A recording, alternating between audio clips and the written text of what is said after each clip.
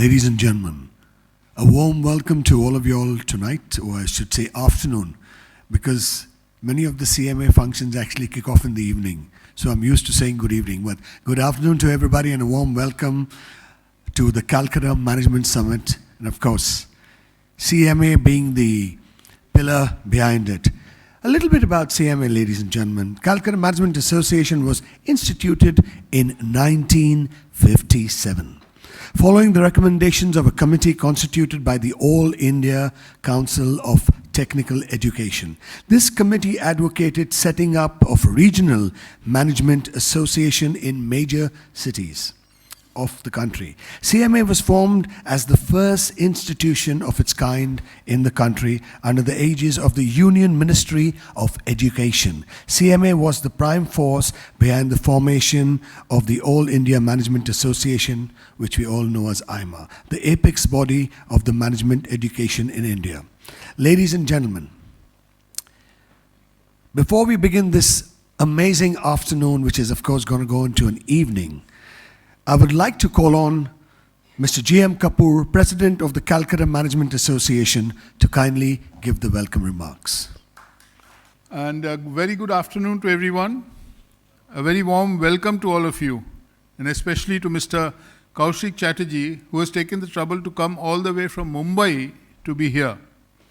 It gives me great pleasure to have all of you at this seminar, where we gather to explore a topic that is not just timely, but transformative.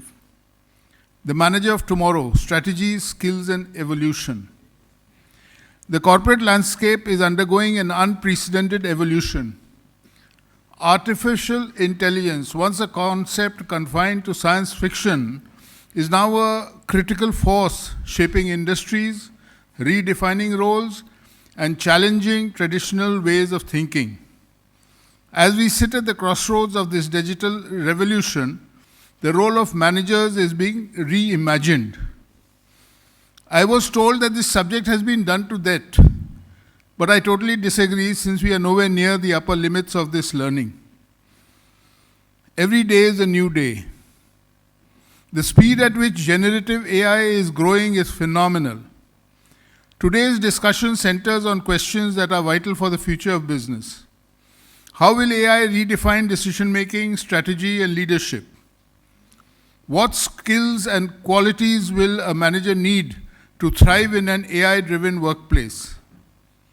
Can human ingenuity and AI collaborate harmoniously, or is there risk of displacement?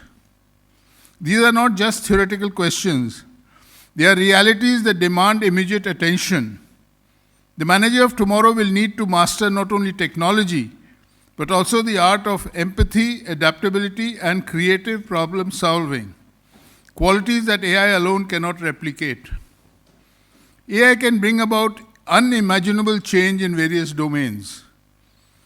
Just to give an example, disruption in Hollywood or Bollywood. James Cameron, the well-known filmmaker with Titanic, Avatar, and Terminator under his belt, has joined the board of Stability AI. Their CEO, Prem Akkaraju, speaks about his association during the making of Avatar 2, where certain shots took 6,000 to 7,000 hours of computer time to render. Today, this can be generated in minutes. In fact, in the next 5 to 10 years, vast majority of film, TV, and visual media as we know it today is not going to be rendered but generated. I'm not familiar with the IP rules in this regard, but it may be possible to see a movie with Madhubala and Dilip Kumar in the lead roles. New creativity is bound to emerge: healthcare, creation of proteins, scientific research, visual intelligence, work productivity, the list is endless. We are fortunate to have with us our keynote speaker, Mr. Koushik Chatterjee, our esteemed panelists, and Professor Anup Kr Sinha, who will deliver the concluding remarks. They bring a wealth of knowledge and experience to this conversation. Their insights will help us navigate this complex yet exciting frontier, providing us with a roadmap for balancing innovation with human-centric leadership. I encourage you to actively participate, ask questions, and challenge ideas because it is through this collective engagement that we can shape a future where both humans and machines thrive. Once again, thank you for being here. Let's embark on this journey together to understand and define the manager of tomorrow. Thank you, and let's get started.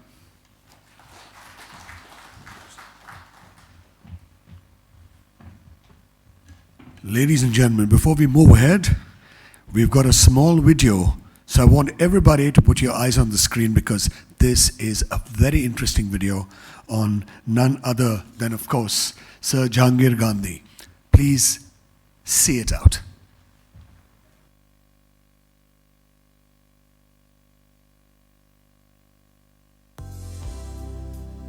Sir Jehangir Gandhi, born on November 18th, 1896 at Bombay. Sir Jehangir Gandhi took his BA Honours in Physics and Chemistry from St Xavier's College and Wilson's College, Bombay.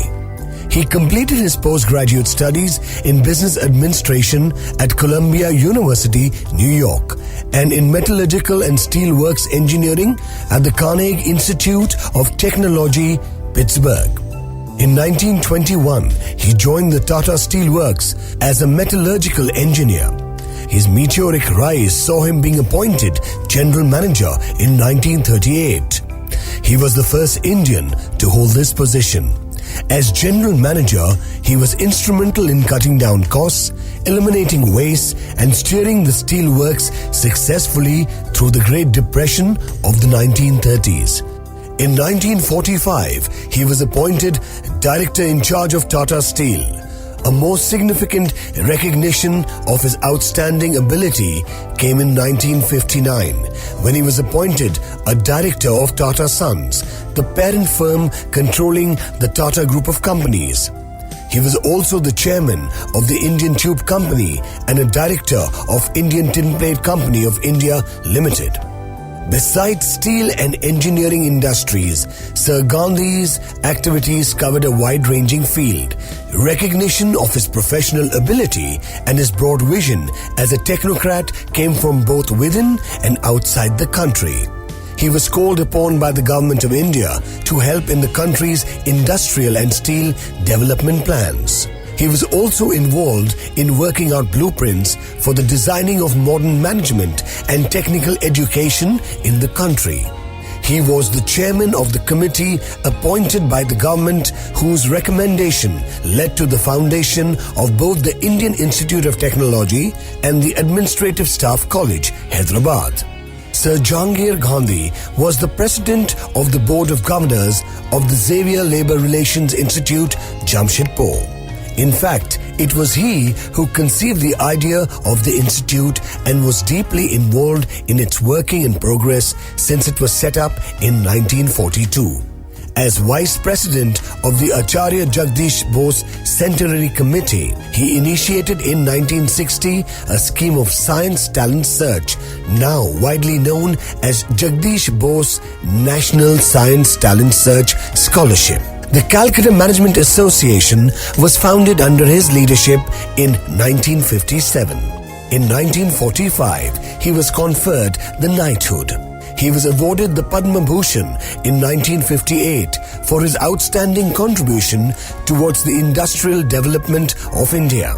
In 1964, he was invited by Columbia University to accept at a special convocation the honorary degree of Doctor of Laws. Sir Jehangir, a leader, a visionary, and a technocrat extraordinary.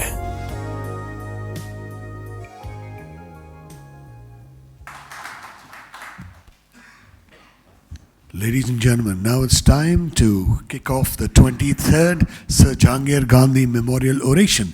But before we do that, I'd like to call on Mr. T V S Shenoy, Executive in Charge, Bearings Division, Tata Steel Ltd, and immediate former President CMA, to kindly introduce our keynote speaker. Mr. Shenoy.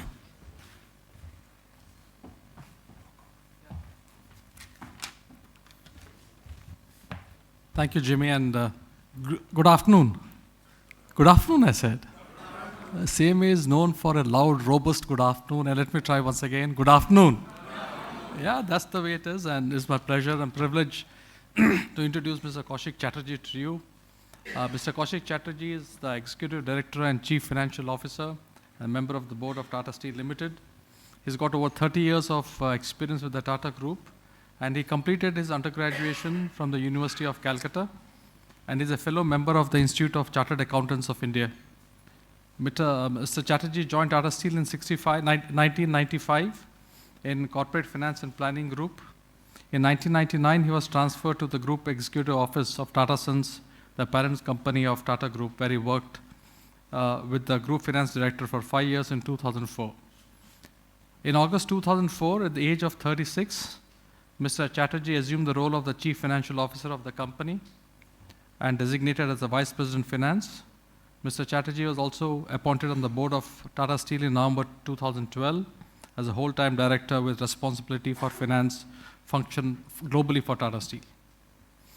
As the Chief Financial Officer of Tata Steel, he led the financial stewardship of the company, including many troubled times in M&A, financing strategy, balance sheet management, investor relationships, enterprise risk management, financial operations and control, sustainable finance, finance academy, and people development. Among his many milestone achievements, he has, over the years, led the transaction planning, structuring, and execution of the acquisitions of over $25 billion in India, Europe, Canada, Africa, and Thailand. Of course, in Singapore and Australia as well. He has led the financing program for the company for over $60 billion, including the refinancing and also financing strategy for the organic and inorganic growth. In 2016-2017, he led the complex multi-stakeholder negotiation with the consortium of trade union in UK, a not so easy aspect to deal with in multi-stakeholder negotiations, especially for the steel pension scheme. Mr. Chatterjee is on the board of Tata Steel Europe, and other Tata Steel Group companies. He's a trustee of the IFRS Foundation and also a member on the board of the World Steel Association of Brussels. Well, we all know the financial acumen of Mr. Chatterjee, and also the love for his cash flows, and of course, getting the best out of people. I have had a ringside view of it, but apart from this, he's a keen, he loves traveling and a keen eye on photography. Welcoming Mr. Chatterjee for the session.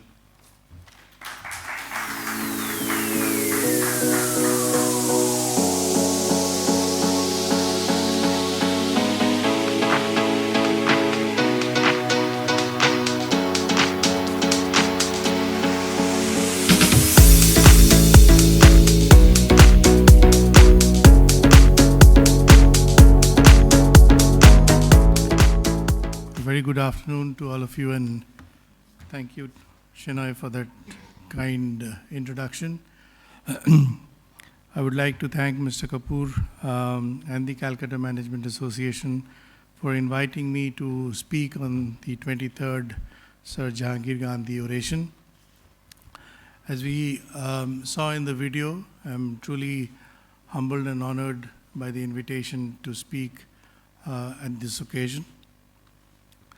The way I would like to progress my conversation or my talk this afternoon is first to give a context setting before I get into the subject in particular.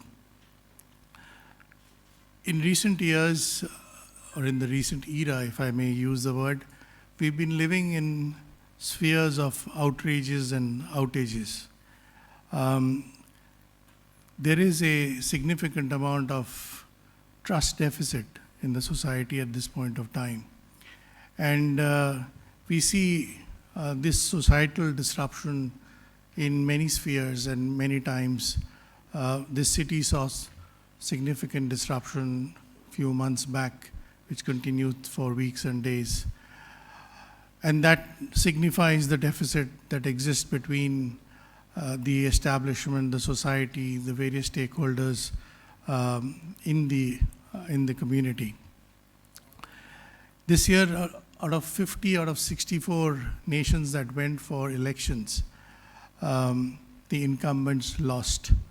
And that kind of signifies the intent and the outrage that is within the societies towards people who are in power, people who have economic power, people who have social power, or even elected powers. And this does have a reflection on the rest of the stakeholders of the ecosystem in a society. The geopolitical dynamics, if you open the social media or the news, you would get a sense of the world in turmoil, whether it is wars in different zones, cold wars, trade wars, and military build-ups happening all across the world, does build in a sense of the outages that are happening on supply chain, for example. We do have a significant amount of mass movements. It started with the Arab Spring some years back, but it has cascaded into various parts of geographies. And the economic stability is therefore in a state of disruption. If I look at the ways in which the recent elections in the US happened, and the reaction of the capital markets and the reaction of the political establishment across the globe, it is very clear that we are possibly looking at a threat of multilateralism. It is the trade blocs which are getting polarized. It is China bloc versus the US-led blocs. You've seen the threat of tariffs. While tariffs are not good for any economy for a long term, but tariffs are A, negotiating tactics to bring people to the table, and B, to demonstrate the nationalism and protectionism that happens across borders, especially in the form of trade flows, and also on people flows. The threat of deportation of mass-scale immigrants is also a reflection or a manifestation of that trend that we are seeing across the globe. We saw that in the UK. The elections were fought on immigration. We are seeing this in the US, and we are seeing this in multiple geographies, even in mainland Europe. Near home, we have a similar problem in our neighboring countries, and we are therefore looking at a very volatile state where people are not in a state of stable mindset to carry on their day-to-day jobs. This is also leading to a significant level of inequality. And inequality is actually the source of the societal disruption. And this is triggering into the entire ecosystem of stakeholders. So in that context, if I now talk about what's then the future of the corporation, where does the corporation lie? Because it's not on the fringes. A corporation is right inside the society. And therefore, a corporation effectively have to deal with the balance of the society, the balance of the stakeholders, the ecosystem, the expectation. I see this in many parts where I travel for work. A case in point is in Netherlands. We have a very large steel plant in Netherlands, and the air quality of the steel plant, around the steel plant, is the AQI is 5. And yet there is a uproar of the community saying it is polluting. So if I talk about what's happening in Delhi or Calcutta or in my city in Bombay, to say that we are at 270 or 300, Delhi at 500 in winters, but that's the expectation. That's the expectation of the community in a corporation, that you have to actually undertake investment to make that 5 into 3 or to 0. Now, these are, when I came back to India and I told my colleagues in my company, and they said that's the typical Western way of looking things. But that's not going to be the case in the years to come, even in India. The younger generation, the stakeholders, are not going to be patient. They would have a demand. they would have an expectancy. So it's not a universal given that we can do as a corporation what we do, the community can fend for itself or fetch for itself. That only intensifies the trust deficit. And that is where a manager and the community of managers have a role, and I'll come to it. I was part of a British Academy global project, which was named as Future of the Corporation in a collaboration with the University of Oxford. And we had to distill what is the effectively the framework within a corporation works. And the first one comes out to be the purpose. So what is the purpose of a corporation? What does it serve? Is it just an economic engine? Does it just generate profits? Is it the only purpose of a corporation? In the 21st century, and as we are progressing through the 21st century, that's not going to last.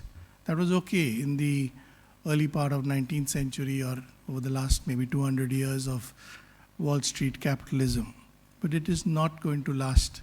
And you can figure out that if the societal purpose of being is not addressed by a corporation, it will not have a sustainable lifespan. And therefore, defining the corporation's purpose is critical in the context of regulation, in the context of society, the stakeholders. The world is moving out from the Wall Street shareholder as the only stakeholder to a larger ecosystem of shareholders. So a manager of tomorrow cannot just think of only the shareholder. It is to think about the non-financial stakeholders, be the community, be the regulator, be the government, be the larger society, the suppliers, the customers, and so on. And their interest, it's a balance of interest, and it's not just one-way interest. The second part of it, beyond purpose, after the company defined the purpose, I call it the 4 Ps: purpose, planet, profit, people. And that are the 4 foundations of any corporation. So if a manager is entering his or her career in any company and wants to build a professional career, can't be one lens of what am I told to do only in terms of generating profits for the company. Today, when we are looking at youngsters, there are many who question, what's your climate goal? This is not a question when at the end of an interview, you've kind of selected somebody and you ask, do you have anything to ask me? In our time when we got in, we were quiet. We thought, looks like the interview's gone off well. Today a youngster is saying, what are your sustainable goals? What are your climate goals? How much are you polluting? What's your biodiversity plan? So these are important issues because planet is important. The other day I was in Sikkim and I was traveling from Bagdogra to Gangtok, and you can actually see the extent of damage the flash floods have caused just maybe 11 months back. Because it's just that the global warming, the climate goals have been kind of farcically looked at by certain parts of the society, certain parts of the corporation, and not given enough importance when we are constructing, building roads, highways, when we are investing into high carbon emitting industries. And we realize that coming from a steel industry, which is a basic and a foundational material for the world, it is a hard to abate sector. But within that, we have to use the best technology. We have to invest in the best processes to ensure we have a pathway to reduce CO2 emissions in the future. And that's why our goals sometimes are higher and more tougher than the national goals and the NDCs. But that's the sign of how corporations have to be responsive in terms of maintaining their biodiversity, maintaining their climate goals. And without that, again, companies will not survive. In Europe, again, if I give the example, the moment carbon gets priced and costed, it's an economic cost. So if today, for example, the European Union emission trading scheme, the CO2 is about, say, 70 euros. So what was free earlier, in India it's still free. The moment it becomes 70, the decision making changes. The investment pattern changes. Whether to invest or not becomes important. So and this is the society which is putting pressure. In Europe it started early. In India we are still on the negotiating table, but we are just buying time. There will be a time when carbon will get priced, sooner than later.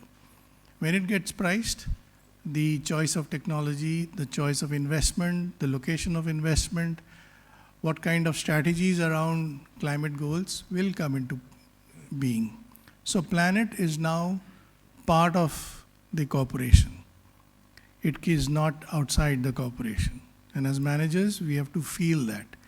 So we need to be alert, aware, and when we are taking judgments on investments, judgments on capital allocation, on judgments on technology, on markets, on products, we have to implicitly or explicitly take into account the impact on the planet.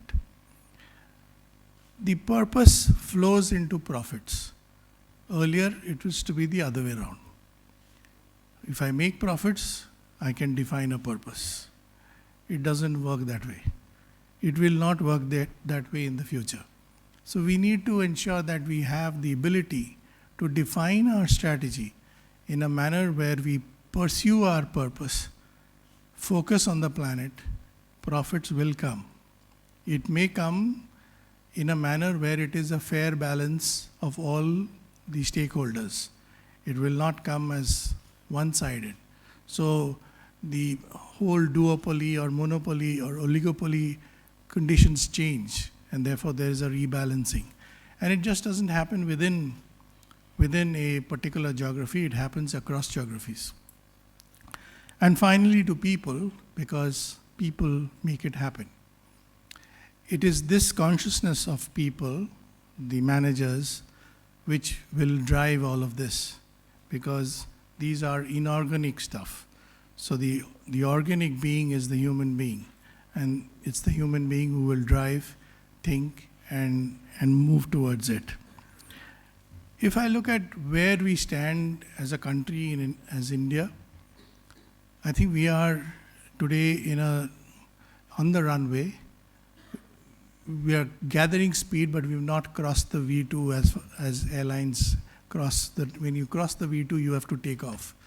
We are still on the verge of takeoff if I look at holistically. GDP numbers are sometimes illusionary. You don't look at only GDP numbers. It is a holistic view of Human Development Index. It is the financial indicators.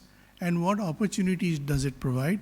And of course, India is in a fantastic position to grow on a multi-decadal path to become a developed country, not just again on GDPs, but effectively on ensuring that there is a certain amount of stability, prosperity, and happiness in the citizens of this country, which means a social balance, an economic balance, and an ecological balance that should exist within the country.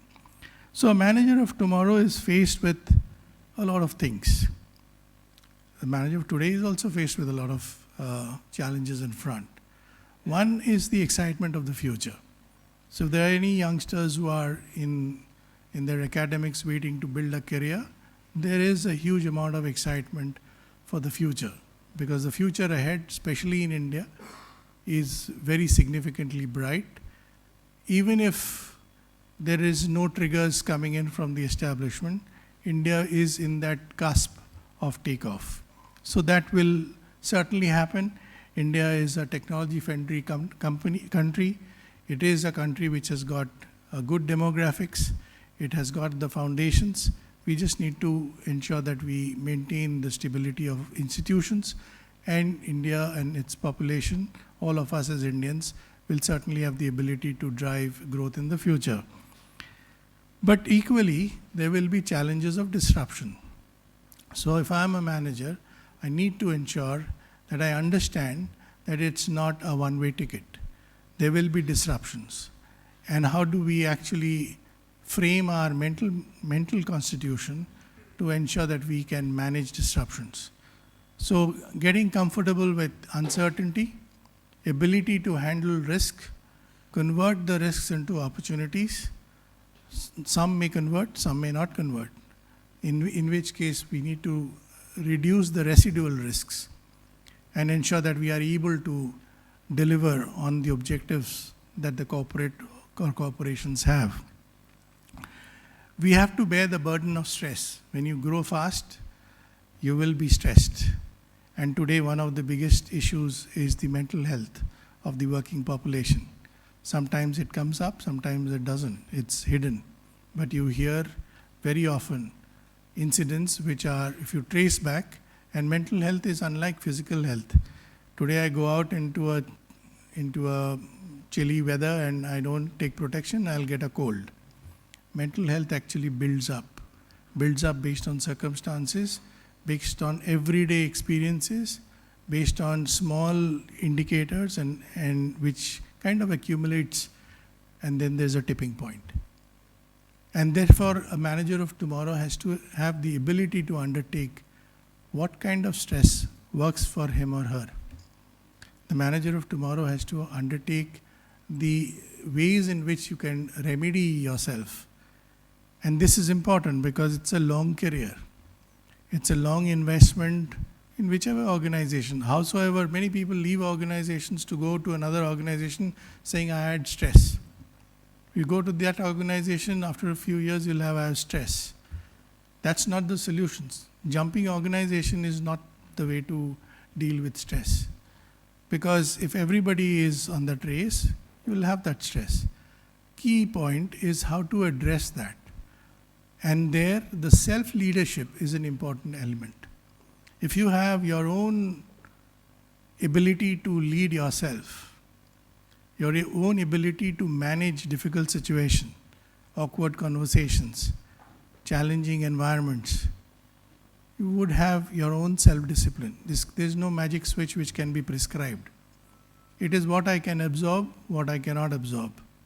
What I aspire for, it's also a balance of aspiration and ambition. If I am aspiring to be reaching somewhere which is unusually high, I must be comfortable with the stress. Shenoy talked about the fact that I became a CFO of Tata Steel at the age of 36. I was not prepared, or neither I was made prepared for that role. It was given to me. I took it as a duty. The risk was taken by people who appointed me the CFO. I tell this even today. And my job was to make their decisions feel right. And so when I got the offer that you are being appointed, I actually went up to our then managing director and our chairman, and I said, why me? Because I was 36, my wife was just about 30, and my son was 2 years old. And I really didn't know because I was not prepared, neither was I made prepared for that role. But once that decision was made and they found something that I possibly could do, the onus was on me. And so when I go to B schools and people say like what Shenoy said, I said that's not very usual and that is not the most appropriate thing to do because your balance of life gets skewed very quickly. Because the amount of stress that you take, because you are an unprepared person. Earlier, people used to get onto these roles when they were well past 20, 25 years of their experience. So you suddenly get it in the 10th year of your experience, you are underprepared. But then comes the challenge of how do you prepare yourself, how do you balance all the priorities and ensure that between the work that you have and the life that you have, you find out a balance. I may be saying it as a prophetic word just now, but it was really challenging. I don't know whether I've succeeded, that my wife can say that. But the fact is, it is an eternal stress point to ensure that you can deliver to the needs of the organization, especially if that organization is growing or going through its own level of stress. It becomes important, therefore, the manager to look at himself or herself to say, what is my constituent? How do I handle each of these volatility, and how do I address them? And none of it can you do by alone. So there comes the ability to work with a team. If you have a good team, half the job is done. How do you know you can have a good team? You can have it only when you understand the people factor amongst the people who work with you. Selecting people is not about being loyal to you. It's about understanding the capacity and capability of those human beings who are also investing their careers in that organization. And how do you take them along? How do you ensure there is enough empathy, yet there is enough constructive stress to make things work? Because everything is not binary. Life is a nuanced approach towards how do you address every day. And the people who are good with managing ambiguity, uncertainty, converting opportunities into outcomes, and handling risks and stress are the ones who are best prepared. Whether they reach a certain position or not is an outcome. But the pathway of preparedness is very different. And you often don't get time to structure it because you're doing it as you are going in the path. There will be times when you will trip and fall, but have the ability and the courage to stand up and walk again. The other part is the ability to keep the value system in place. So while we are entering into a machine age, as Mr. Kapoor rightly mentioned, if you read the literature on AI, you will realize that we are at the amoeba of the machine age. We are just now looking at fulfilling our poetry needs through ChatGPT. That's like at the basic level. Okay, if you look at the next 5 years, it will be a productivity tool. Most corporates today are saying we will adopt generative AI or AI essentially to make my work better. That's a productivity tool. The pace at which the digital intelligence is growing, it is just crossed the level of human computing. And therefore, while we may want the AI to stop at a certain level, the neural networks of AI will not stop at that level. And therefore, you would hear a lot of noise or a lot of conversations on responsible AI. Because the fact is that once it goes, today we are saying, what is my goal? The computing is focused on that goal. But AI will learn by itself. It's coded like that. We process 100 bytes per unit of time. AI processes trillion bytes per the same unit of time. It is not specialized, it doesn't know anything, but it learns at the speed of light. When Mr. Kapoor talked about the Hollywood or Bollywood movies, no AI is structured like that, but you expose it, that's how the neural networks work. And therefore, over the next 5 to 20 years, we will see an exponential growth of the good part of AI and also the dangerous part of AI. We will see the dinosaurs coming out. Nobody, even the inventors and people who have worked on AI for a couple of decades, still don't know which direction it will go. And believe me, it can become pretty dangerous if AI infiltrates into, for example, the military systems. It might just decide on its own to know how it will program itself to even start wars. We don't know. And therefore, people are talking about kill switches. So it's that age where currently the manager has to look at what AI can give, what machine learning can provide. Today, we are at the productive usage of AI. How can I compute faster? How can I model faster? How can the predictive analytics be faster? That's the current space. But the world of AI is not going to be limited at that level. We have created something. People are talking about a Geneva Convention on AI, that we need to control it and what is the protocol that will happen. The most powerful countries will be the people who will drive AI. So a manager sitting today in this room or in any office, when they become interested in AI, it is important to understand at what stage of learning the AI will provide the productive value. And it is important to be on top of it. And therefore, along with self-leadership comes self-learning. Gone are the days when everything will be through formal methods of teaching.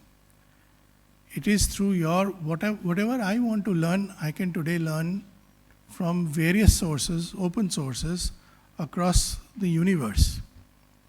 You can go into a Stanford site and look into a webinar of a few Nobel laureates in the subjects that you want. You can go into any university, any academic world, or even training centers and learn what you want to learn. So the self-learning is the most important element along with self-leadership that a manager of tomorrow, and in fact the manager of today, has to orient itself. And this is going to have a very significant element, and that is where the value systems will also get tested. Values are something that will always be at the back of mind of whatever you do. Because the social media, the artificial intelligence, and any digital intelligence applications can actually test your value system. And if we are not really focused on maintaining that and not getting derailed, it will certainly have very contrarian efforts to the objectives of any manager for the future. Therefore, one should look at the entire universe of a career, a profession, a corporate life, or any vocation for that matter, in actually looking at one's own internal rethinking and rewiring to ensure that there is a fit for purpose to the environment that exists outside us. It is important for us to be responsive, but also be responsible. Today, on an X handle, you can make any comment on anything and there is no bar. So you can be very responsive, but are we being responsible? That's a question for us to see as human beings. We are often very judgmental rather than actually exercise our judgment. So something happens and we are very judgmental and make an opinion, but we struggle to exercise our true judgment on decisions, whether it is in work or whether it's in life. And a manager of tomorrow has to train herself or himself to ensure that the judgment on decisions that she or he takes is appropriate to the cause that is put in front of them. Understanding the system thinking is important. What's good for the organization? This was a truth that existed even earlier. You saw the video. Sir Ghandy was somebody who actually built Tata Steel. If you go to Jamshedpur, you can actually feel, there's a center for excellence that we have, you will feel that the implementer of a vision was Sir Ghandy. It requires a lot of passion, it requires a lot of diligence, perseverance to build institutions. A manager of tomorrow, a successful manager of tomorrow is one who is focused on building institutions, not just his or her career. If you look at what is good for the organization, you will in some form or the other be doing good to yourself. The timings may not match, the proportionality may not match, but it is important to ensure that the institutional needs, the value-based institutional needs are addressed and is most appropriately dealt. I think it is important also to ensure that one is looking at a holistic view of life rather than just being a narrow view of life. I talked about people who keep leaving organization, maybe thinking in the right way. But if you are invested in an organization, a manager would be better served if they can look at how that organization has benefited and what's the mutuality or symbiosis that has happened through the time they have invested in the organization. It's not a one-way street. It's not that people work only for salary. As I said, you have to build institutions. Even if it's a fraction of a portion, it helps the institution. Finally, if I were to look at something which I carry with me because I got this from my late father, and during my professional journey, every time something good happened and if I shared with him, he used to say, but continue to be the good human being.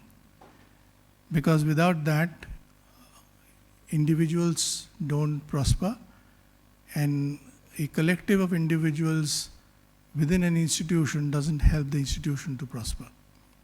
So if you're not good human being, if we don't have the empathy, if we don't have the ability to work with others, collaborative, because nothing can be achieved alone. It is always the team which can help in achieving a common purpose. And it goes back to that 4 Ps, the first P of the 4 P of purpose of the corporation.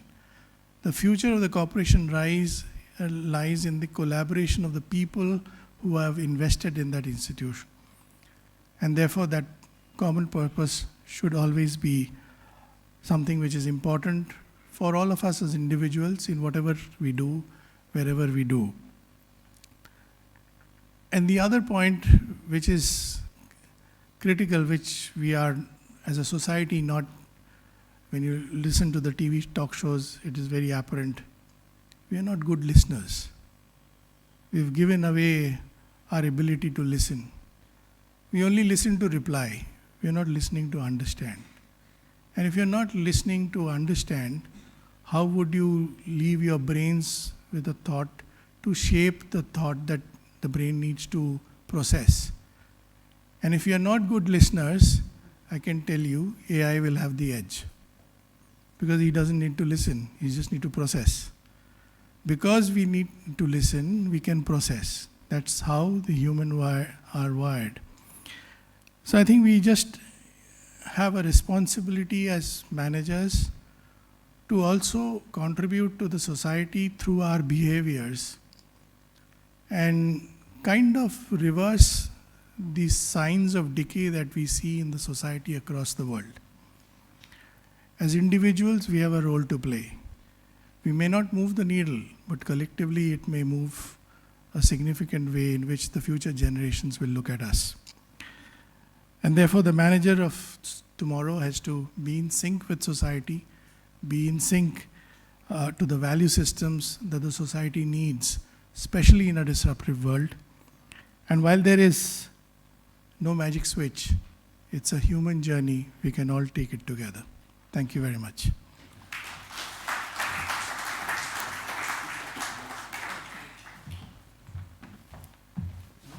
Yes, Mr. Chatterjee, it was really enlightening, for us to understand. And I love that last portion of it. You have to be a human. It has to come from inside if you really, truly want to make a difference and want to be successful. And right now, I would like to call on Mr. Shenoy. We're going to have a Q&A with Mr. Chatterjee at the moment. And if Mr. Shenoy could kindly come on and we could answer a couple of questions which has been thrown on.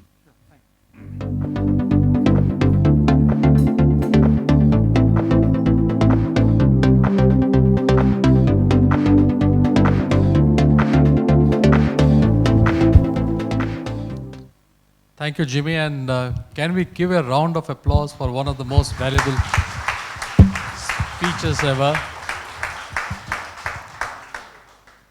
And Koushik sir, as I was reflecting on the last hour, I'm sure this is being recorded. It would have been a masterclass for many of those who are still stepping into the corporate world and also who are steeped into the corporate world. Koushik sir, I just got a few questions around the table, which I've got, but maybe I'll pick up a couple of them and start off this. You did mention about handling disruption, stress, and failures. You talked about the future of the corporation and the 4 Ps. We also heard a lot about the good human being. Maybe if you reflect back on your career, Koushik sir, you talked about self-leadership and ability to handle stress and failures at a younger age. We often talk about successes. So for all the people who have moved into the corporate world, fresh from engineering, fresh from college, and getting right into the corporates or into entrepreneurs, handling failure during these times, how they should go about it?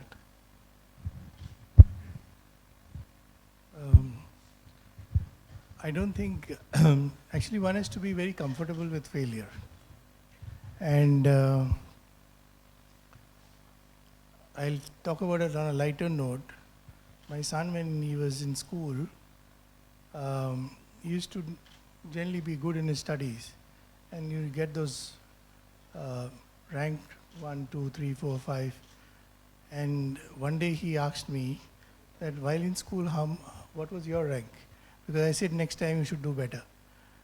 So I told him that, look, both your mother and I have never stood second.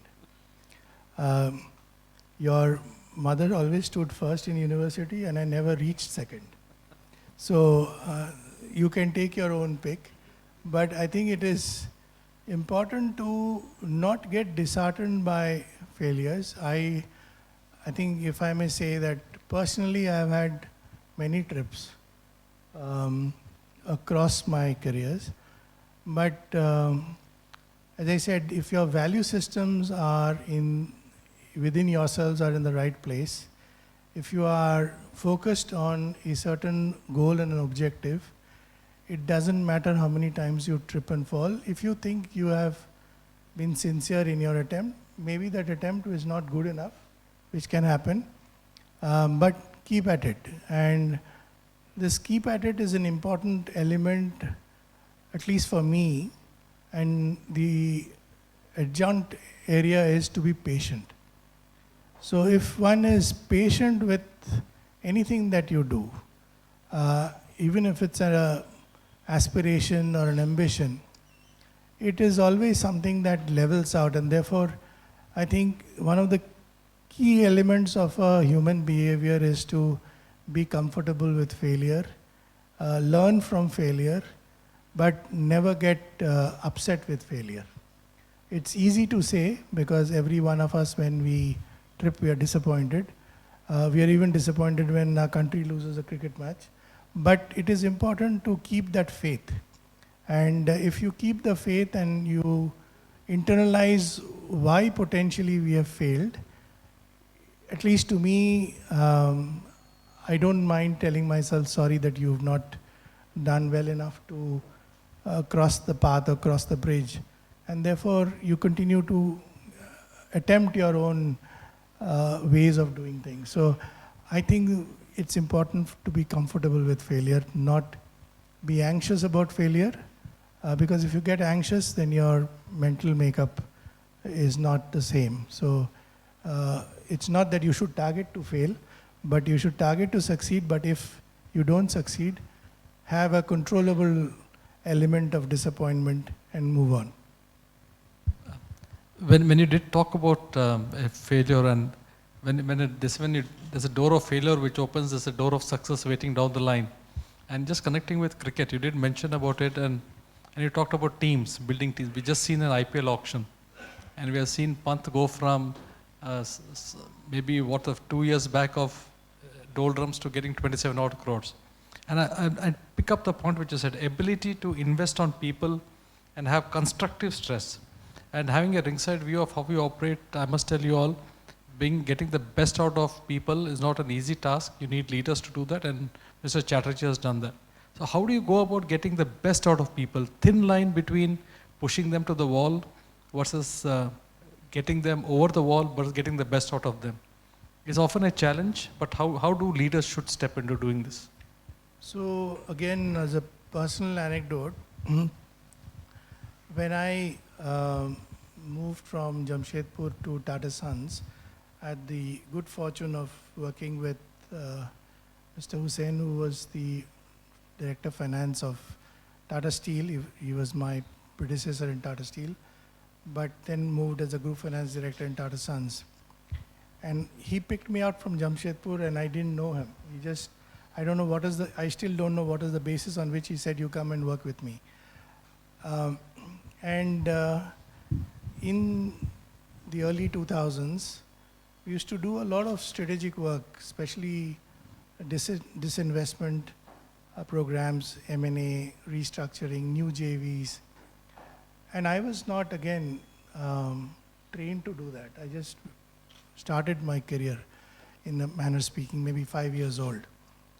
And he would typically push me to the deep end of the pool to say, you carry on. So I remember once when we were doing the Tata Sky joint venture, my counterpart whom I was negotiating with was James Murdoch, who was Rupert Murdoch's son. And I was this flunky who was on the negotiating table.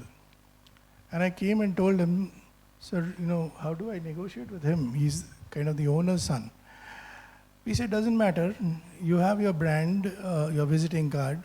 That's good enough. You just do your work. What do you think is right for the institution? And time again over those 6 years that I worked with him, I had the, I wouldn't say opportunity, I had the kind of circumstances where I was pushed there, and it was a self-learning exercise.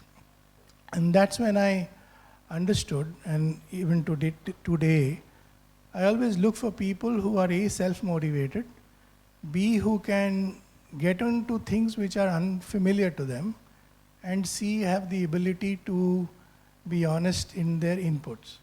If you have that, I think the best from the people will come out automatically. Because if we are all aligned on the same platform, I don't think, we are all professionals. We want to give our best and get the best outcome. That's the satisfaction you get. Your salary doesn't change month to end based on your outcomes, but the institution gets value out of it. So trusting people, having faith in people, and selecting the people who have the self-motivation is the best form of getting the best outcome. On that note, on getting the best out of the people, we have questions which are around the corner. Yes. We have a few hands raised. If you could send the mics there. Yeah, please. Okay.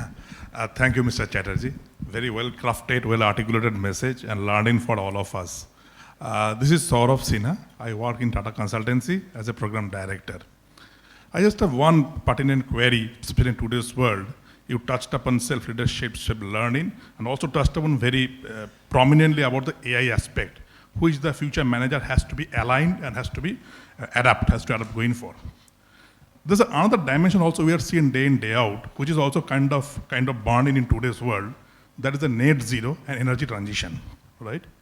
Unfortunately, a lot of places, it is a lot of work happening on the books, not in reality. Recent COP29 we had in Baku, and we have seen the situation of the attendance, participation, outcome, etc., etc. And most of the cases, people talk, even if the top leaderships talk of this is something to be done, but as soon as sunk cost, because it doesn't give immediate benefit. But at the same time, high risk is there. Especially AI also calls for a lot of energy, because those things like that we have NVIDIA, we are showing that light large kind of thing. It is energy hungry, AI also energy hungry.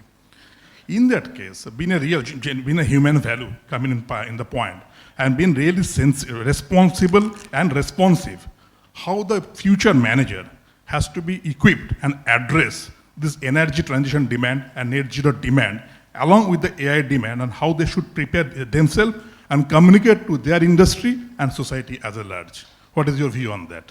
Thank you. It's a very good question. So I think the energy transition or the net zero transition started off as a buzzword, but it is taking shape in different pace across the world. As I said, when you start costing carbon, and that reflects in your outcome performance, you are bound to take action. So the geographies where carbon is priced, and one of the predominant geographies is Europe, people are taking action. China has started doing the same. In their own ETS program, they have started pricing carbon, though it's a market by itself. So once you start doing that, it is important. The question is for policymakers to figure out the transition in a manner where the societal balance is not affected. So that's why the word has come out as just transition, which is just to all the ecosystem players. I think as far as this transition is concerned, it has left the station. While people may say with the new president in the US coming in, it is going to reverse. But I doubt whether US companies themselves want to reverse or not. Yes, you might have the oil and gas companies getting a freedom to do more investment in oil and gas or any other high emitting sectors. But I feel that the climate goals are real and you can actually feel it. The reason why I gave the example of a recent visit to Sikkim is climate disasters are affecting us. 3 weeks back, I was also in Jodhpur, and normally by November, it becomes cold, and the temperature there was some 38 degrees. And the people there are saying, we are not used to this, because by this time, you normally have a significant amount of weather change. So the climate change is real, it's palpable, it's affecting. You ask any insurance company across the world, they'll tell you that the claim ratio, you look at the number of cyclones that are happening even in India. So I think it is important to recognize that climate change and climate goals have to be pursued. Investments have to be done. There are, and if I talk about high processing industry like data centers, etc., which takes in very high energy, I think there has to be a technology, whether it is renewable, etc., which has to invest. So there is a lot of investment happening today, but it's not at scale. It's still at pilot. So I think we are on borrowed time, and we need to move this needle fast. Yeah. Good afternoon, sir. My name is Joydeep Datta. I have started my career in Tata Steel. After spending around 2 decades, I have changed. And now I am taking care of one of the business vertical in IB Industries. So it's a wonderful session. Thanks a lot, sir. You have given us a good strategies and path for the future managers as well as the current managers as well. Sir, my question is very simple, that India leadership is actually poised to take the 3rd largest economy by 2030. So how do you feel our corporation or the overall ecosystem is actually equipped for the future managers or to deal with this challenge to become the 3rd largest economy by 2030, because only 6 years from now? So I think it's an organic preparedness. I don't think we will have a problem because, as I said, our demographics are to our advantage. We have a huge workforce which is educated. We have a huge capability on technical skills. So I don't think we will lack the managerial capability to get to the transition. In fact, that's the same team of managers, corporations, administrators, regulators, establishment, which is, it's not that somebody is making us 3rd. We are ourselves organically becoming 3rd. We are going to grow. And why 3rd? We can have aspirations for even higher. So I think it is a question of adapting to a scale and adapting the ground rules, and to ensure that we must have a balance across all stakeholders to work as one country growing and prospering together. Because, as I said, only GDP does not reflect the growth of a country. GDP is just one parameter. So you will have to see at societal balance, you have to look at societal harmony, education, because what we have today as an advantage, as an asset, is because of the education system that we have. We should not destroy it. We should not get into any kind of structural changes which affects it, but we need to adapt to the new world. So I think India, with a large population, a young population, and the kind of education standards, will not be found wanting, which you are seeing in many other countries. I don't think India will have an immigration problem soon, at least not on the inward side. So I think the capability exists very clearly in this country. It is for us to leverage the full potential and do it in a manner which is harmonious. Thank you, Saurabh, for the question. Maybe, yeah, we got last two. You send the mic, please. Sir, Gentleman on the, yeah. myself Rahul Chatterjee, I am Senior Manager of WBCDCL. Sir, a very small question that we are now talking about the climatic responsibility of the organizations across the globes. So we should be responsible to the climatic conditions. Now my question is that, sir, the companies are having multiple presence across the globe. Like in Netherlands, Tata Steel and Tata Steel in Jamshedpur, the public demands of Netherlands has a AQ of 4, and we do not have any public demand, we cannot achieve up to that mark. So what should be the strategy of the company to balance this, to ethically balance this matter, that whether we should be responsible to the Indian people and we should try to decrease the AQ up to 4 level, or as per the demand of the people, we will not be responsible for that? Good question. So I think it's important that we have that balance. Human lives are important everywhere. When we talk about an AQI of 4 or 5 in a particular place, you know very well that at that level, a human being is at no risk. Okay. Similarly, if you have to define your tolerance limits, and therefore we actually work to keep decreasing our carbon footprint over the next 5 years and 10 years, and we want to be net zero by 2045. It's a very hard to abate industry, but that's reflective across the board, not because of what the society can tolerate or whether the regulations tolerate. As responsible companies and corporates, we have to move ahead, and we have to make those investments, we have to make our practices change so that there is a continuous trajectory of reduction. I think, and it is important to also mention that it's not just the company which emits, it's the entire community that emits. So we also did that study that it's not that 80% or 90% comes within the company. It is actually the reverse. The company is going down on its CO2 trajectory, but the other participants, whether it's transporters or whoever it is, there is a vehicular traffic, a lot of it, ancillary industries, other industries, because air doesn't have boundaries. It also doesn't have political boundaries, which is why it's a global problem. Okay, so therefore it has to be addressed. What we can do, we will certainly do.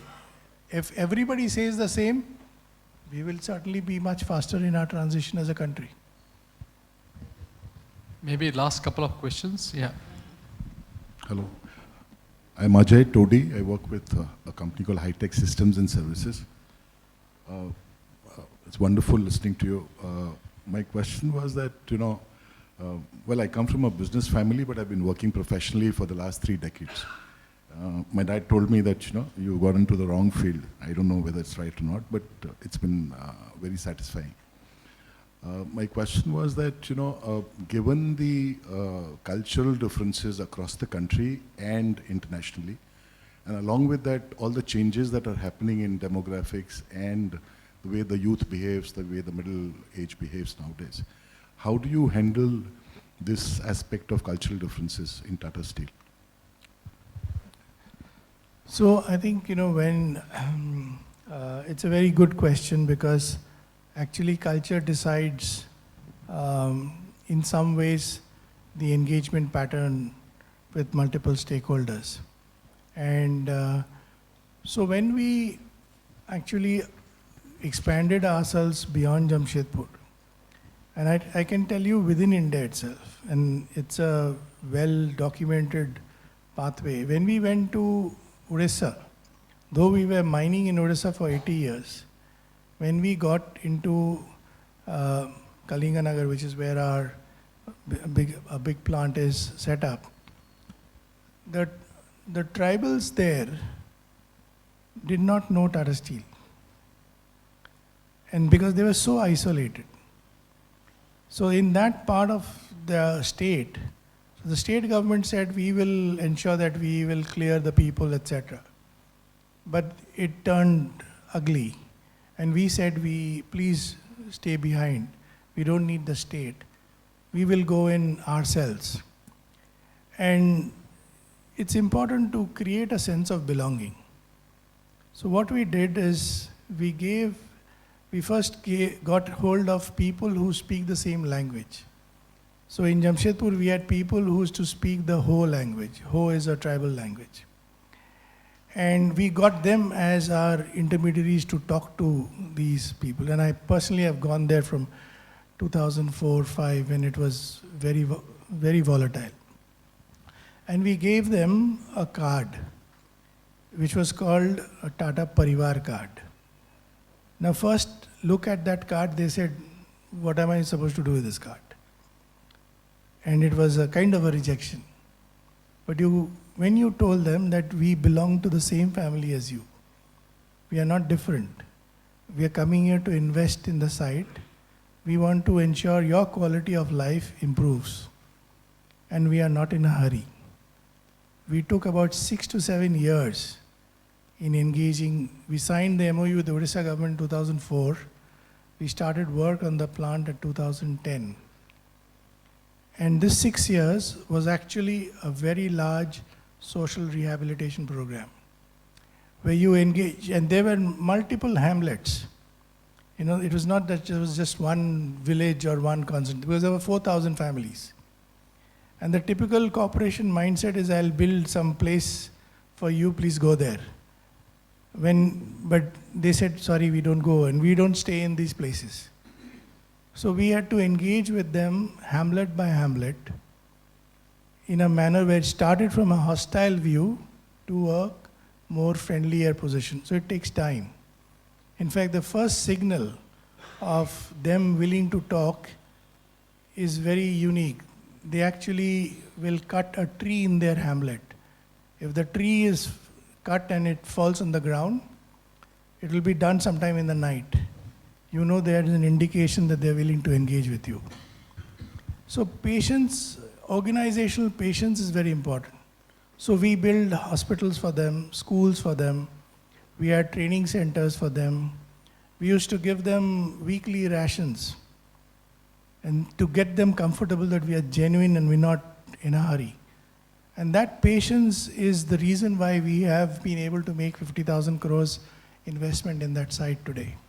And if you go to that place today, you will find it's a completely reformed, because their quality of life, their economics has changed. We've actually got people who are, some of them were not interested in working in a steel plant or be contractors in steel plant. So we got them trained in the vocation that they want to be. Some of them with our colleagues in the Taj have become cooks. They are elsewhere, somewhere else they've gone. So we ran multiple vocational programs across to give them the value of life which they wanted to pursue themselves. They were not aware of this when you went in. It took us time. That's why I said we took 6 years to start the first brick on the ground. So culture is something which is, as you said, even in India we have multiple cultures. So the empathy, patience, and the determination to kind of wait it out and address the issues of what the other stakeholder wants. We can't just be driven by what we want. We are entering a new zone. So I think that's the goodwill, and once you create that, that reputational benefit far exceeds the NPV of waiting 6 years, which my analyst friends will not know or understand. But at the same time, when we signed, there are some peers who signed similar MOUs in that state, but they have not done anything. So that's because at some point it tips either down or tips up. And you have to play that patience game. It's similar in any other geography, whether it is in Europe or elsewhere. So I think culture, one of the biggest thing is to create the trust and faith. We do it even with the family, right? If somebody new comes to the family, you have to give time. You have to develop that trust and faith and confidence. So it's the same thing. Thank you. Thank you. And just last one question, yeah. Just the last one. Really sorry for time. I have to apologize. We just take one. Yeah. ESG reporting has started by Indian stock markets. Probably they have mandated for 1,000 companies to report for that, although the reporting format has not been finalized. But it is calling for technology upgradation in the corporates. And due to this global competitive situation, how do you think that how to manage the ROI for the corporates? So, but as I said, that if the purpose of the organization is in the right direction, this is an investment which is actually helpful to drive future business performance, especially when, as I said, when the economic cost comes in. For example, carbon gets priced. There will be a clear ROI for the ESG information, especially environmental information. So while the BRSR that the SEBI has asked the first 1,000 to take, we've been, for example, doing integrated reporting since 2015. It's a version of, the principle-based version of the BRSR, where you value the non-financial indicators or KPIs in the same way as the financial indicators. And if you are doing a review of the business, it's just not your financial outcomes, but what we are doing on non-financial outcomes, which includes the S part, the societal outcomes. And that's actually done in a manner where it's an integrated thinking. It's not just financial capital, but it's also your physical capital and your social capital that the organization is engaged with. If you're taking it together, it is a slightly long term, but it certainly will give value. And there are enough evidence to suggest the same. Thank you. I think there was one student at the back. Maybe one question from the student would be useful, yeah. Maybe one question. I'm really sorry. There's so many hands up. Maybe one last one, yeah.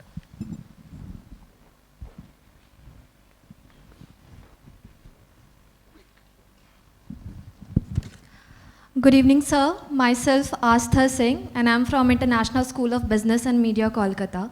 As you have started the session with very beautiful line that the corporation should not focus on profit but climate.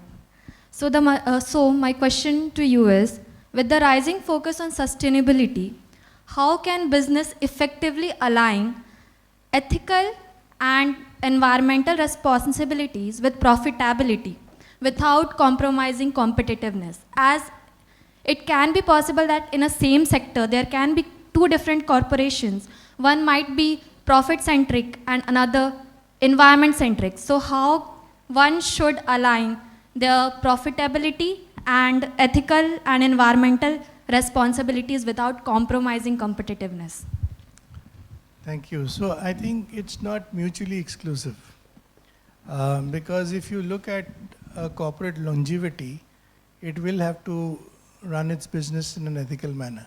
Otherwise, it will get impacted either reputationally or legally or regulatorily. So I don't think it is mutually exclusive. If you are building an institution, running an institution, and you want to give corporate longevity to that institution, the value systems and ethical standards have to continue to be strong. So I don't think if you run it ethically, you will not make money, and if you don't run it ethically, you will make money. That is not, there's no mutually exclusive kind of stuff, it's together. That's how I see it. Thank you. Thank you. On that note, we wrap up the entire session, but a quick last comment from my end. Well, you have to be a great manager, but often be a better listener. And I'm reminded of Ghalib. And Ghalib wrote this maybe a few centuries ago. He said, Zindagi var Ghalib yahi bhool karta raha, धूल चेहरे पे थी पर आईना साफ करता रहा. धूल चेहरे पे थी पर आईना साफ करता रहा. Be a great listener and keep reflecting back. On that note, be a good manager, be a good listener, but more importantly, be a great human being. Thank you, Mr. Koushik Chatterjee. I think we had a wonderful masterclass and we all take back so many learnings from this. Really grateful. Thank you so much. Now I'd request the President, Mr. G.M. Kapoor and Mr. T V S Shenoy, kindly felicitate our amazing keynote speaker we had this evening, Mr. Koushik Chatterjee. Please.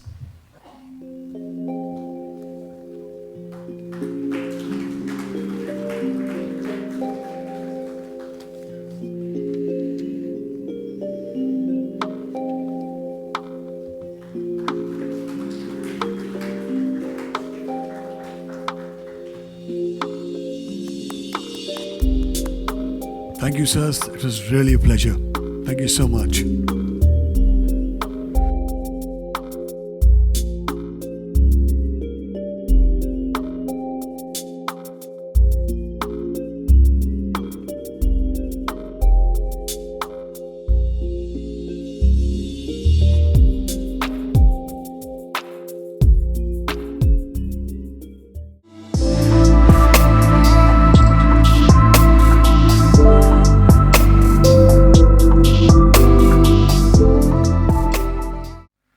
Ladies and gentlemen, now we are going to get on to our next session, of course, of the CEO's Roundtable on Navigation Uncertainty, Key Skills for Future Leaders.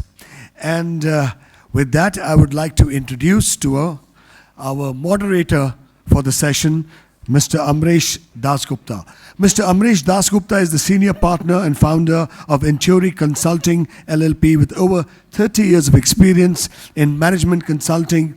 Prior to founding Intueri, he had several prominent roles, including partner and national leader of consulting at both KPMG India and PwC India. I would request Mr. Ambarish Dasgupta to kindly come on stage, sir. And our two other speakers, Mr. Vivek Chaudhary, Vice President and Chief of Staff, CMD Office, Vikram Solar Limited. Mr. Vivek Chaudhary is the Vice President, of course, I've already said that, and he's a part of the Vikram Solar Group leadership team and is responsible for driving growth, innovation, and excellence. And also join us is Mr. Sandeep Kumar, MD, TSDPL. Mr. Sandeep Kumar has over 30 years of work experience with the Tata Group, having joined Tata Steel as a graduate trainee in 1991. He has handled various responsibilities and has worked in different cities and countries. Ladies and gentlemen, Mr. Sandeep Kumar, MD, TSDPL, and of course, Mr. Vivek Chaudhary. Kindly join us on stage. So I thank CMA and I thank particularly Mr. Kapoor for having me here for moderating the session, which is on the theme Navigating the Uncertainty, the Expectation from the Future Leaders for Tomorrow. I compliment CMA also for every year taking on subjects of such innovative, futuristic, and thought-provoking in nature.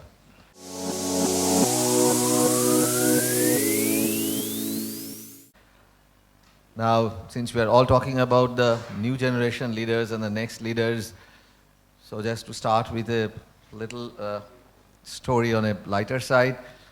As I was sitting in my office when Mr. Kapoor invited me with the subject line, so I was sitting and thinking about what exactly to say for my moderation. So one of the younger people, the so-called new generation leader of around 35, 36, stepped into my room and asked me, what are you thinking on?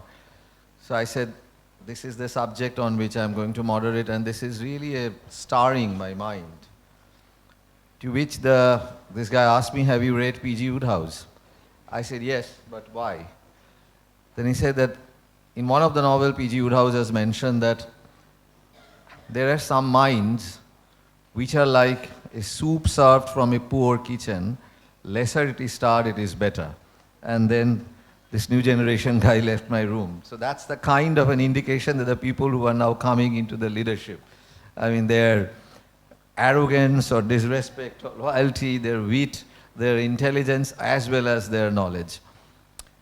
Now, there are, as we all know, there have been 6 generation.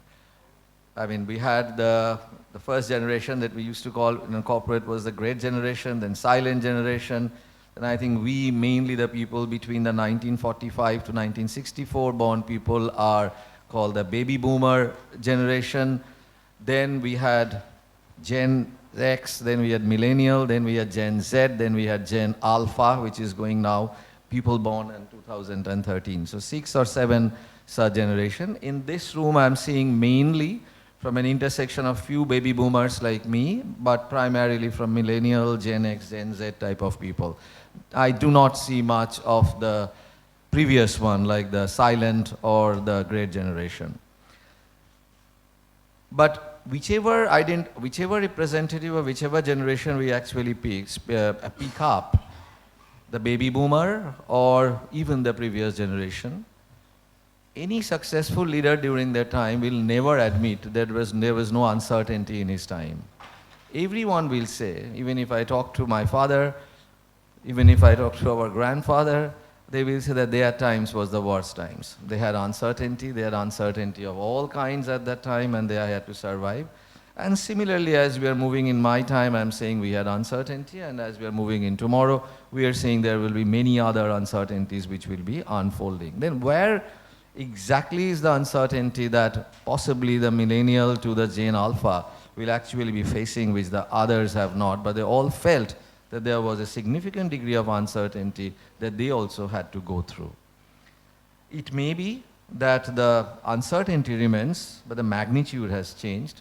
It may be that the uncertainties are no more linear or one-dimensional in nature, maybe multiple dimensions in nature, as we call in the management framework like a pastel, 6 dimensions: politics, economics, social, technology, environment, and legal.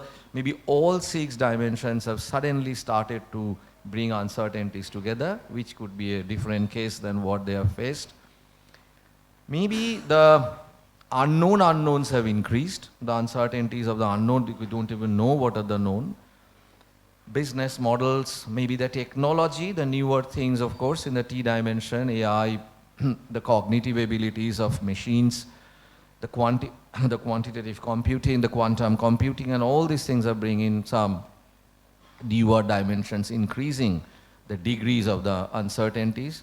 The one dimension which also has significantly brought in uncertainty is the younger generation themselves, like their activism, their social preferences, their divestment programs, as we are seeing in US. I mean, not shunning products which is being, or products which is actually leading to any of the Middle Eastern crises, to an Israeli strength. So there could be many such dimensions which have actually come up, which we have not seen earlier. One of the person whom I was asking that what kind of uncertainty do you actually face or do you think is new? He said, of course, many things is new. But today I also do not even know the competitor with whom I am actually fighting or the stakeholder with whom I am actually interacting, whether at that end, whether he is a human being or an anthropomorphic and human being type people. So am I actually interacting with a human being or not? There is another degree of uncertainty which possibly has now come up. Now, I was just trying to make a little survey to help my panelists also of the present demographic situation of the worldwide leaders. Now, that is a very interesting data that came out. From 2005 to 2030, we are seeing that the CEO age or the MD age is actually moving from 58 to 45. So making the leaders also by 2030 is moving more to an average age of 45 from 58. Fortune 500 female ratio in 2010 was 3%, which in 2030 is going to be 30%. So a huge amount of inclusivity from a gender perspective coming in by 2030. Fortune 500, the colored CEOs, I mean, just bringing out the white supremacy from 210 to 2030, less than 2 to 28% of color leaders. The traditional MBA occupying the boardroom 82%, and this is global, not just in India, to 40%, the traditional MBA coming down. The tech experts, 12% to 70%, digital, AI, savvy in that, computer science engineer, non-computer science but tech savvy, from 12 to 70. Geographically, North American leaders from 68 going down to 52% from 2010 to 2030. Asia Pac moving up from 18 to 32. So then Asia Pac behavioral part, the philosophy, the religion, as you can understand, significantly varies from a North American style. So one coming down from 68 to 52, other going up from 18 to 32. Baby boomer, my generation, our generation, mid-40s,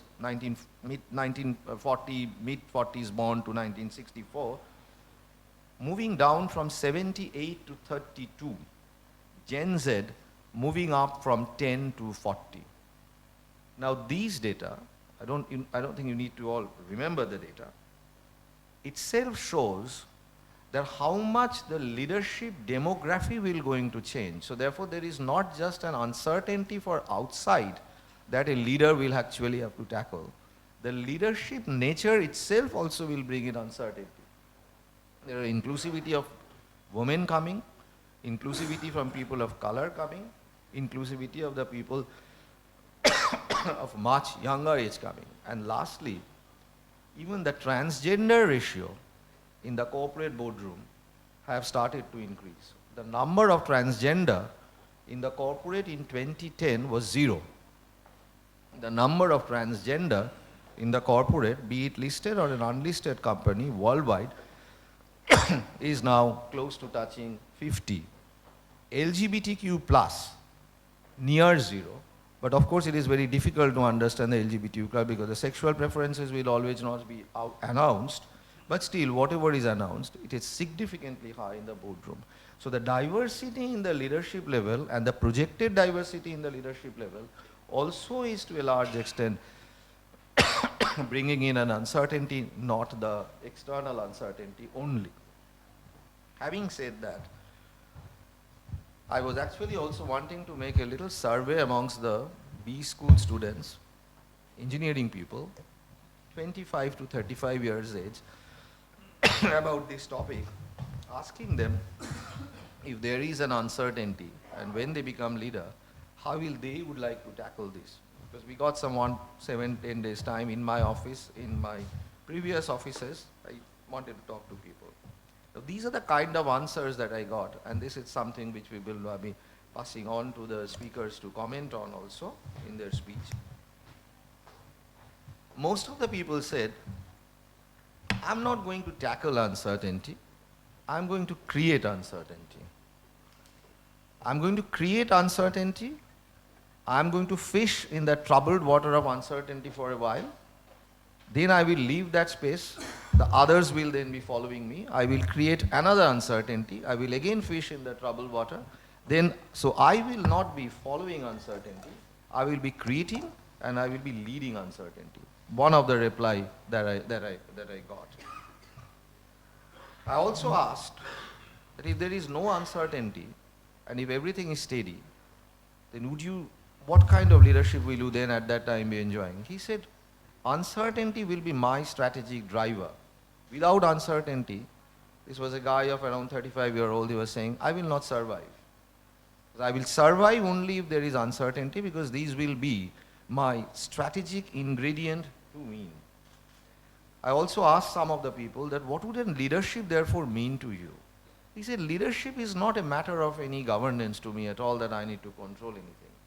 Leadership to me will be that how soon I can actually adapt myself to a change and make others change and be resilient. So today, to him it was like I may be the president, tomorrow I may be something different. So how soon can I make myself adaptive to, or be resilient to adapt myself to some change situation?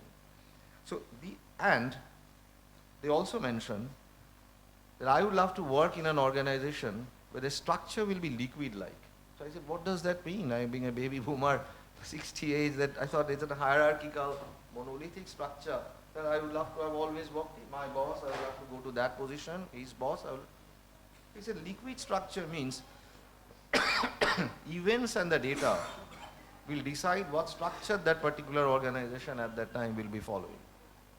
And the foremost thing that came out from all my interviews of these people are that for an uncertainty, I will be morphing myself so much, and you guys cannot, you baby boomer guys cannot, he said, because you are too passionate and you are too attached to something. You have to be only passionate, they told me, to the ethos, to the purpose, to the objectives of the organization, not to any of the immediate short-term interim mid goals or quarter by quarter goals. And you are too passionate about that. We guys are not passionate about that. Now these are the kind of views that generated that we got. I also felt sometime there are two people from on my two sides who are to a large extent I can consider from the brick and mortar organization. Is this uncertainty as much in a brick and mortar organization as in a more upcoming tech-oriented biodiversity organization, more in the carbon kind of an organization, carbon, the newer kind of carbon trading, newer technologies, NVIDIA, Microsoft, Google kind of organization, all these uncertainties will be to the same degree in a brick and mortar organizations also. So these are some of the things that was going through my mind. Now, here I will stop. my objective was to set the tone for the discussion. With that, I will first pass on to Mr. Sandeep Kumar for your 15-minute talk.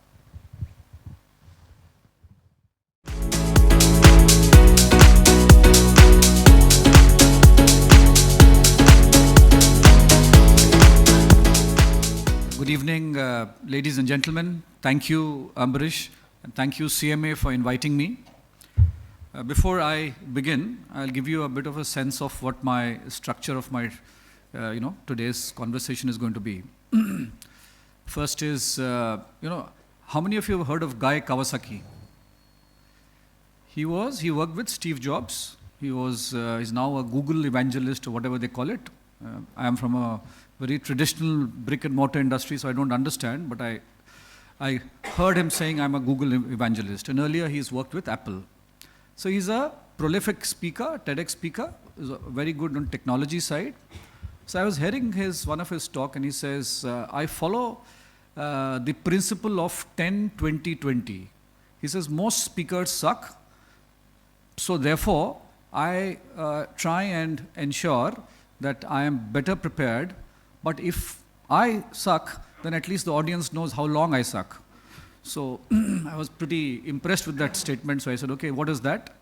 So he says, I cover 10 points, so the audience knows on which point I am and how long I am going to keep them bored. The second point is I don't exceed 20 minutes. And the third is if I'm using a slide, then my font is 20.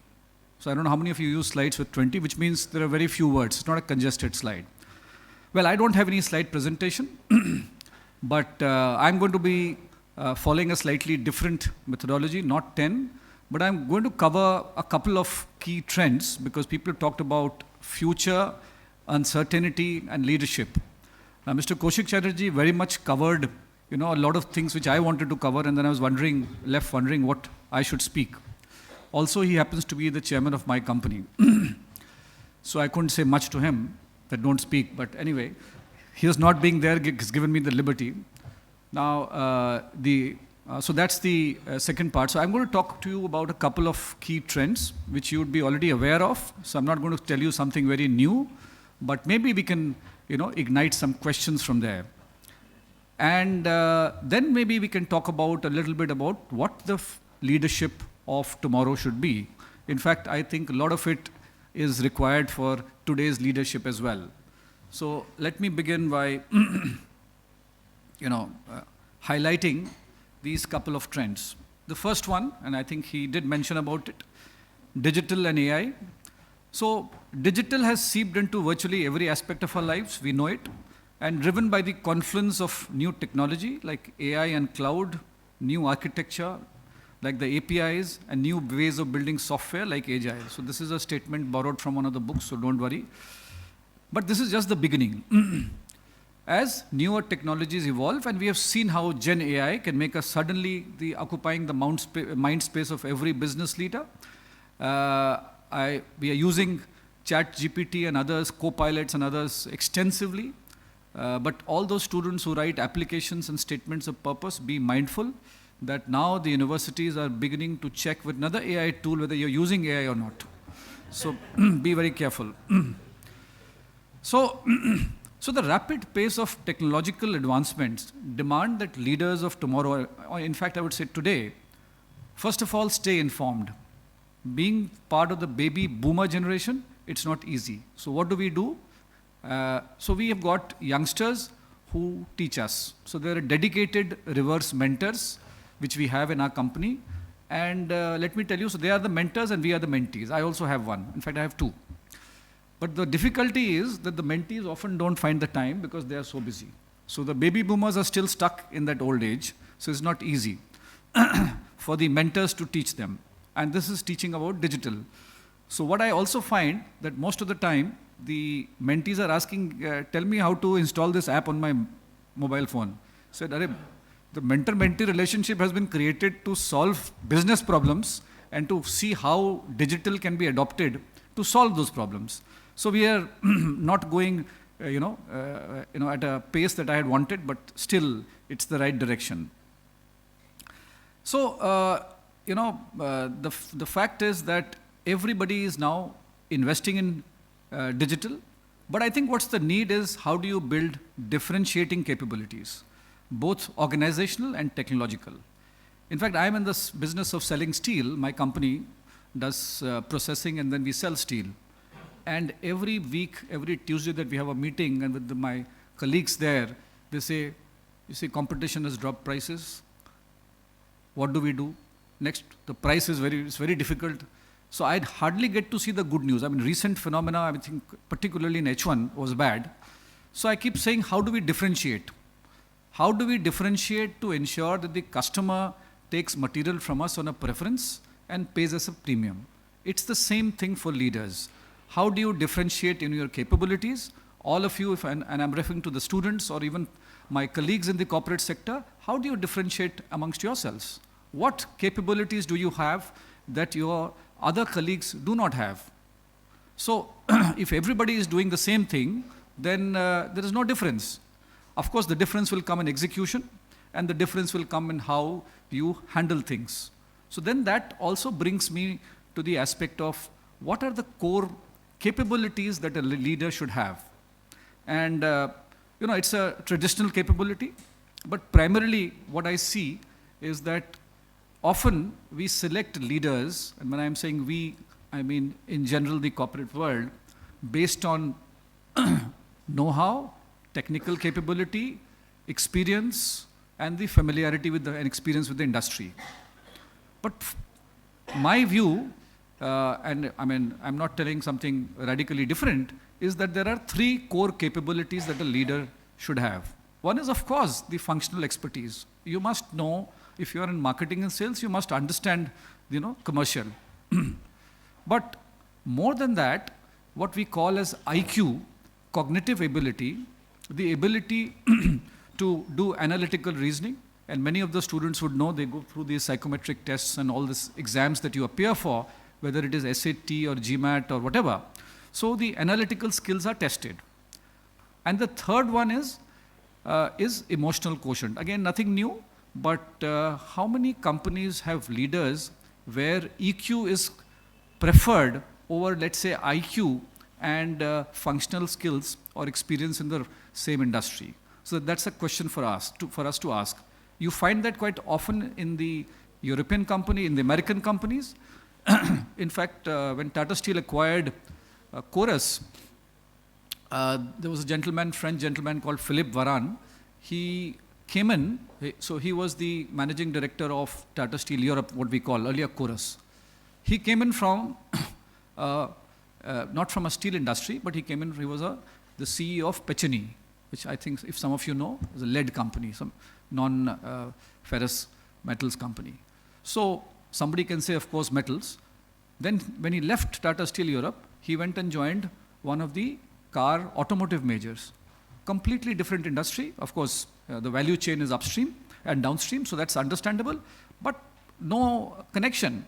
So that aspect of it, of working in different industries, because you have leadership capability, and what does leadership capability mean? Is, as I said, functional skill, cognitive skills, and emotional quotient. So EQ and is the most important.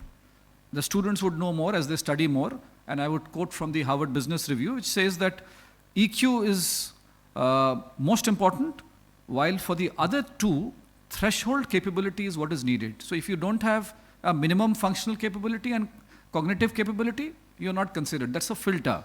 But if you need to go up the ladder, then you must have a high EQ.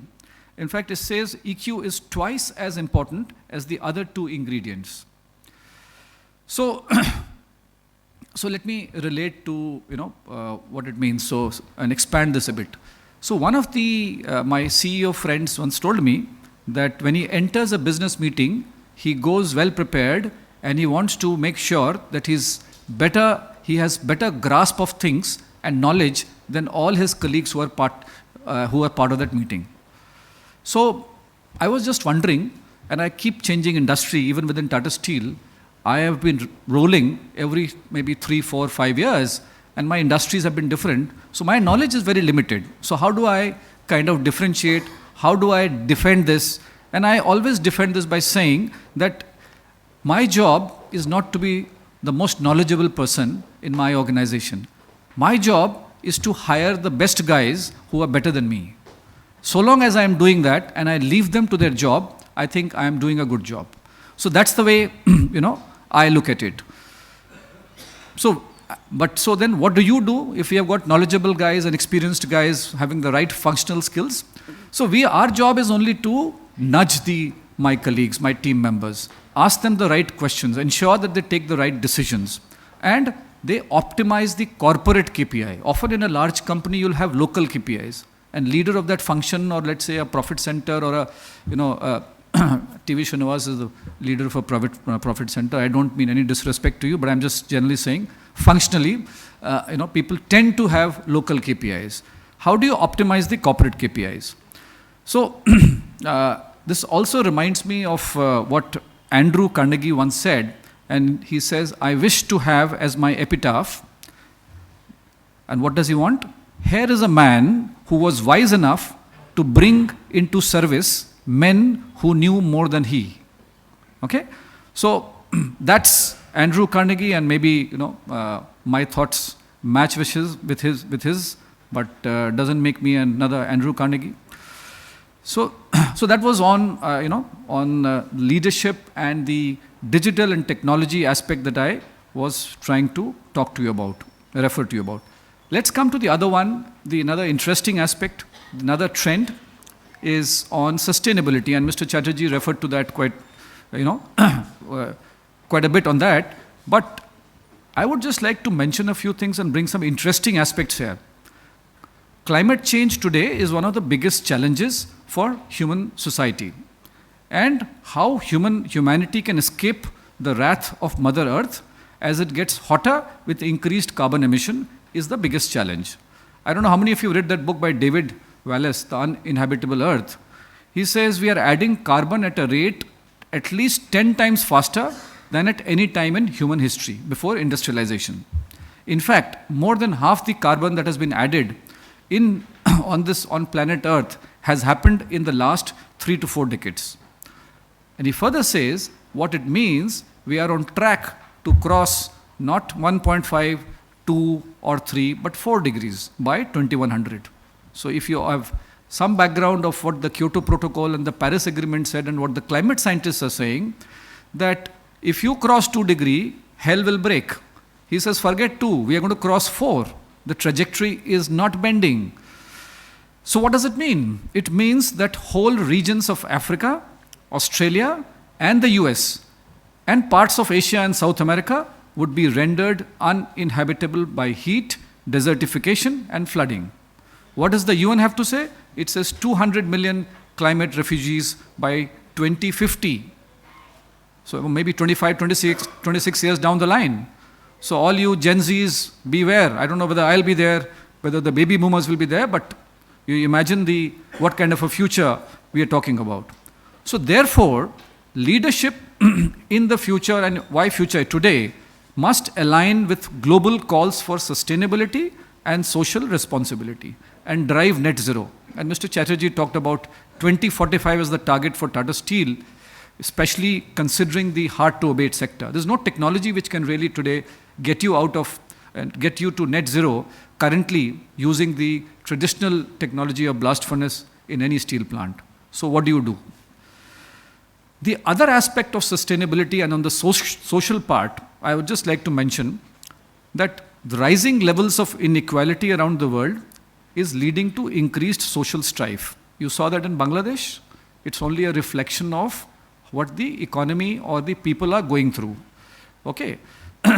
So what we will find is that employees, society and government all will expect businesses and therefore business leaders to become more and more socially responsible. And we heard about the Kalinganagar project and what happened. We took 6 years or 7 years to get people around. I'm talking about Tata Steel. But for many companies, and there was a question, how do you compete with unethical organizations? For many organizations, this may appear as distractions.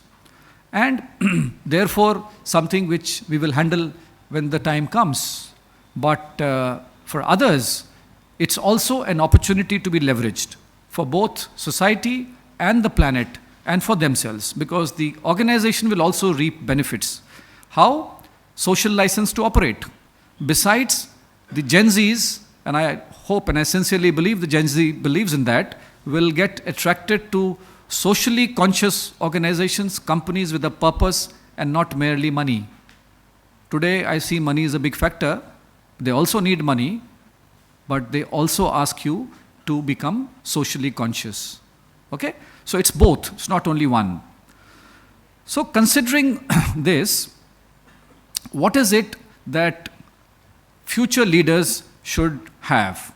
Well, I have a number of points, but I'll keep it short. Agility and adaptability. Leaders must be agile, able to pivot strategies quickly as changes happen. Not easy. We see that all the time, especially in large organizations. It tends to become bureaucratic. Resilience and crisis management. We have a crisis every now and then. The supply chain crisis arising out of Ukraine, Russia, and subsequently Israel, Hamas, the war. So how do you quickly, so suddenly you find through the Red Sea, there are no containers or no cargoes coming. I have a project in the western part of the country, and it's delayed by a month because the cargo will take a longer route. Now, how do you handle this? Because it's outside your control. And we are not even talking about the 2008 Black Swan event. It's something which keeps happening. So we need to be agile in our response, and we need to be aware. Then, of course, I would talk about inclusive leadership and collaboration. Then purpose-driven approach, which we talked about. And finally, the fifth one is continuous learning and innovation. I think this is most important. All of us need to learn, continuously learn, because the only thing that is constant is change. And we don't know how things will change and how many of us will be out of our current jobs if we don't learn. So that's the most important aspect of a leader, is to adopt a growth mindset, embrace lifelong learning, and encourage innovation and experimentation within teams. So to conclude, in an uncertain world, the future of leadership requires a blend of emotional intelligence, I talked about EQ, adaptability, and a forward-thinking mindset. Leaders who can embrace change, prioritize people, and align their organizations with global trends will be able to drive sustainable success. So, what else should the leader have? So, high on energy, open to ideas, focus on continuous learning, as I mentioned, and most importantly, help their team members to develop as leaders. So mentoring and coaching their team. So that's it from my side. But before I conclude, let me read out what Charles Darwin said. It is not the strongest of the species that survive, nor the most intelligent, but the one that's most responsive to change. Human beings have been the most responsive to change, and that's how we have survived till now. But what the future holds for us is uncertain, and leaders, whether business or political or societal, will have to manage that change adroitly to be able to survive and thrive. Thank you very much, CMA, once again, and thank you all for patient hearing. Thank you, Sandeep. I think you really touched upon a lot of points related to the future leader. Before I go to you, I'll just have one or two questions, Sandeep, just because I'm quite inquisitive and curious about it, not to really counter the view, but since morning we have been hearing anyway about the greenness, sustainability, the carbon. That's one thing which has possibly occupied 70-75% of the discussion that we have in the last 1 hour. So, and that's no more an uncertainty, therefore. That can still be considered as a challenge, but it's not an uncertainty. People have to do and grapple with the challenge in their own ways.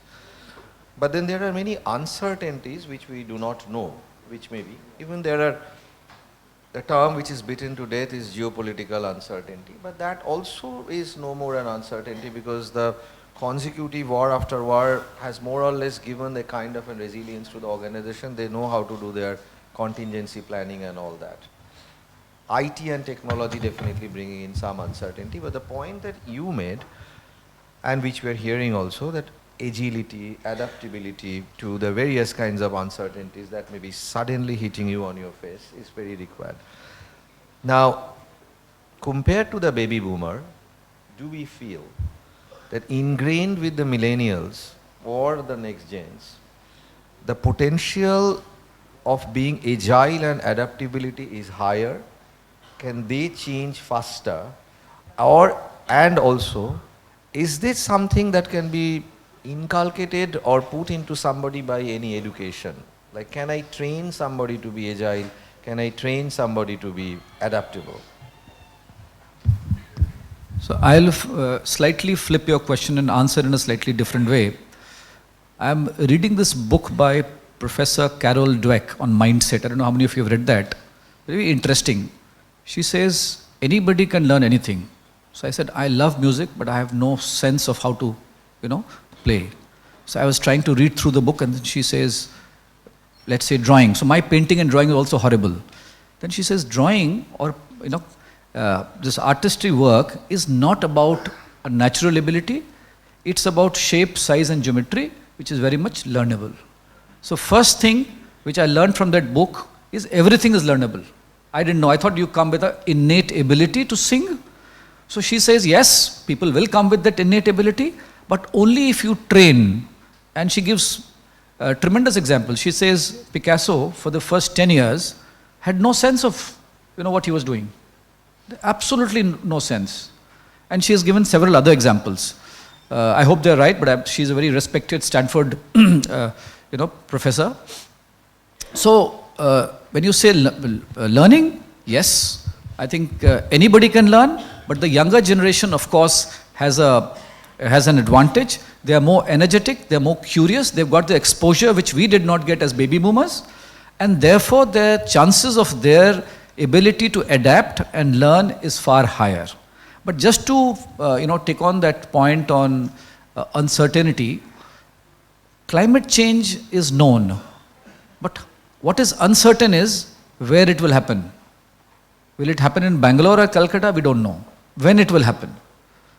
So, to what extent it will happen? We have all been hearing news in Calcutta, and I keep getting worried when it will happen in Calcutta. So, there is an uncertainty about that. Similarly, when we talk about digital and AI, there is an uncertainty how it will impact. What will AI do? And there are both sides. So, just to clarify, this is what I meant. Thank you. I mean, just for the information of the people who are here, a few months back, 10, 11 months back, we organized a seminar where Sandeep also came and spoke.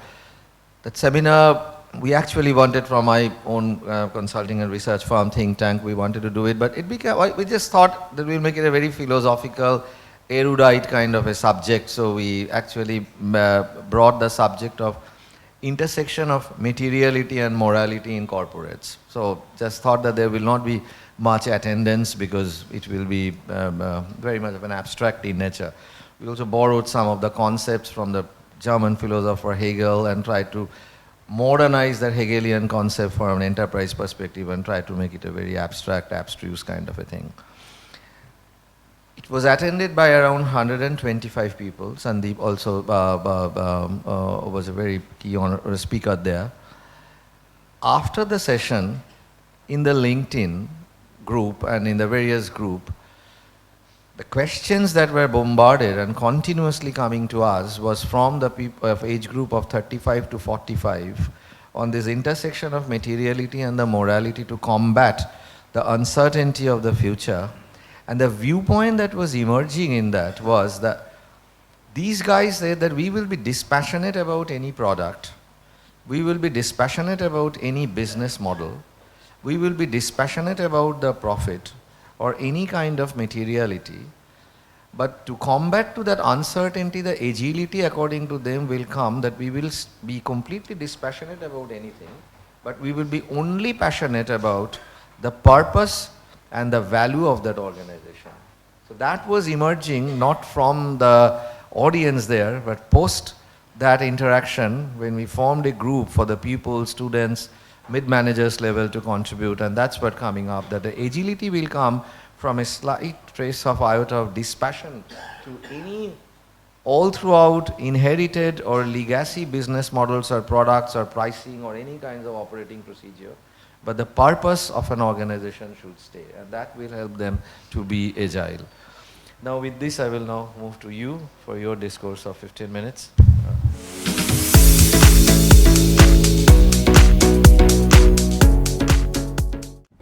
Good evening. Thank you so much, CMA, for inviting me. It's a privilege to share the dais with such esteemed panelists. So the topic for the day today is key skills for future leaders for navigating uncertainty. As Stephen Covey said, if there is one thing that is certain in business, that's uncertainty. So yeah, much has been already been said and by Ambarish and by Sandeep about the various skill set required. I'll just touch upon three points on this. We all love watching movies, so okay. Let's start with a movie which was based on uncertainty. We all know about the 2008 financial crisis. A lot of movies were made on that episode. One movie was The Margin Call. If you haven't seen it, please do watch it. In one of the scenes, the character of John Tald, he was the CEO and the chairman of a large investment bank, which was in the middle of the crisis. And he, during the crisis, he calls his whole team in the boardroom, and he just tells them, "Do you all know why I'm sitting in this chair? I mean, why I earn the big bucks and not you guys? I'm here for only one reason. I'm here to guess what the music might be, what the music might do a week, a month, a year from now. That's it, nothing more." That's visioning. So a key trait for leaders to manage uncertainty is visioning. If you remove all the layers of qualities of a leader, this is the single most important skill that will remain at the core. As a leader, if you don't have a clear direction, that somehow trickles down to your entire organization. A lot of people confuse visioning with missioning. A mission is more of an effective strategy, whereas a vision is kind of foreseeing what the future can be and how you can articulate that for your team members. Examples of visionaries, of course, we have Steve Jobs sharing a story of his. In 1979, Steve Jobs and his Apple team, they visited Xerox, which was a pioneer of technology that time, for the technical center to look at the new advancements in technology. So there's a lot of things in that room. In one corner, there was this one computer sitting there. It was called the Alto. And the Xerox guy said, "No, this is something which is not very great, and we have kind of discarded it." When Steve came back to Apple, he told his team, they have no idea what they have created. and then he used that, and then he created the Macintosh, and we know the rest is history. So that is what a visionary can do to kind of build the company. We have multiple examples. We have Tesla, we have Google, we have the Ubers, the Airbnbs. All of these companies have either successfully navigated uncertainty, or they have disrupted the normal and then created uncertainty for others. So yeah, that's about the first point. The second point I would like to touch upon as a leader, the requirement would be emotional intelligence, or EQ, which has always been touched by the fellow panelist. So as a leader only, there is so much you can do. You always need to rely on your team to take your vision forward. Earlier, the leaders were expected to drive a team of followers. Today, the leaders are expected to build accountability and self-awareness, value and foster trusting relationships, and understand and regulate emotions in the most positive ways. The leaders with a high emotional intelligence can understand the dynamics of emotional interactions and inspire those around them to execute their vision.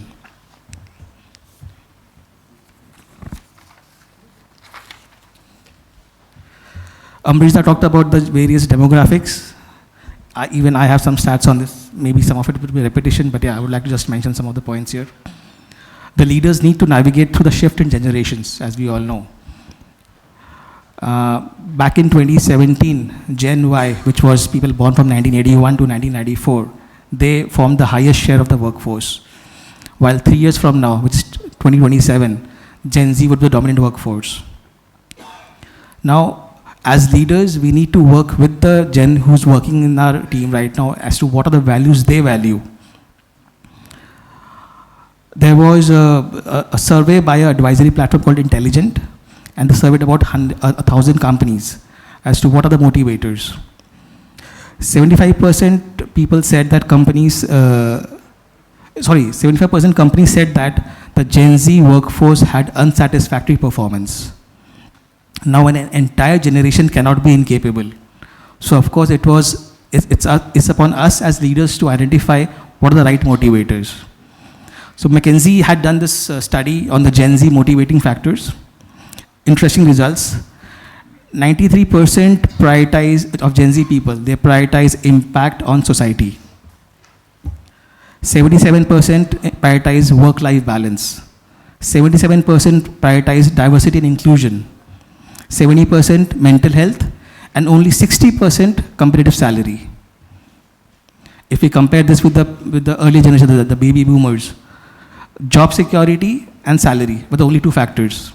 The remaining were not even there. So as leaders, we need to appreciate the changing demographics, the changing preferences, and adapt accordingly. By 2035, Gen Alpha, they will become the dominant workforce, the people who are born post 2009. And then the leaders will have to adapt to their needs, whatever they might be. We don't know what that right now. That brings me to the third point of agility and embracing change. As Winston Churchill very wisely said, to improve is to change. To be perfect is to change often. The speed of disruption and uncertainty has accelerated now more than ever, and leaders have to be prepared to embrace the change, to survive and become agile and to get ahead. We all know about Kodak. Kodak was a household name in photography. In 2012, they filed for bankruptcy because they didn't adapt to the changing environment. Another example would be Netflix. Netflix was a DV rental service, as we all know. But with the changing environment, they pivoted their business model, and then now we know where they are. So as far as changing and embracing agility is, we don't need to make perfect decisions every time. Rather, we need to be decisive, that is, make decisions quickly, confidently, and consistently. And then embrace the unknown with confidence. That is the best we can do in terms of agility to navigate that. US car market was dominated by GM, Ford, and Chrysler. They didn't see Toyota coming with their cost-efficient cars. That disrupted them. Today, Toyota is in the same spot. Toyota has been dethroned as the biggest car maker from Chinese EV companies like BYD. So that's the power of change and how you have to manage yourself.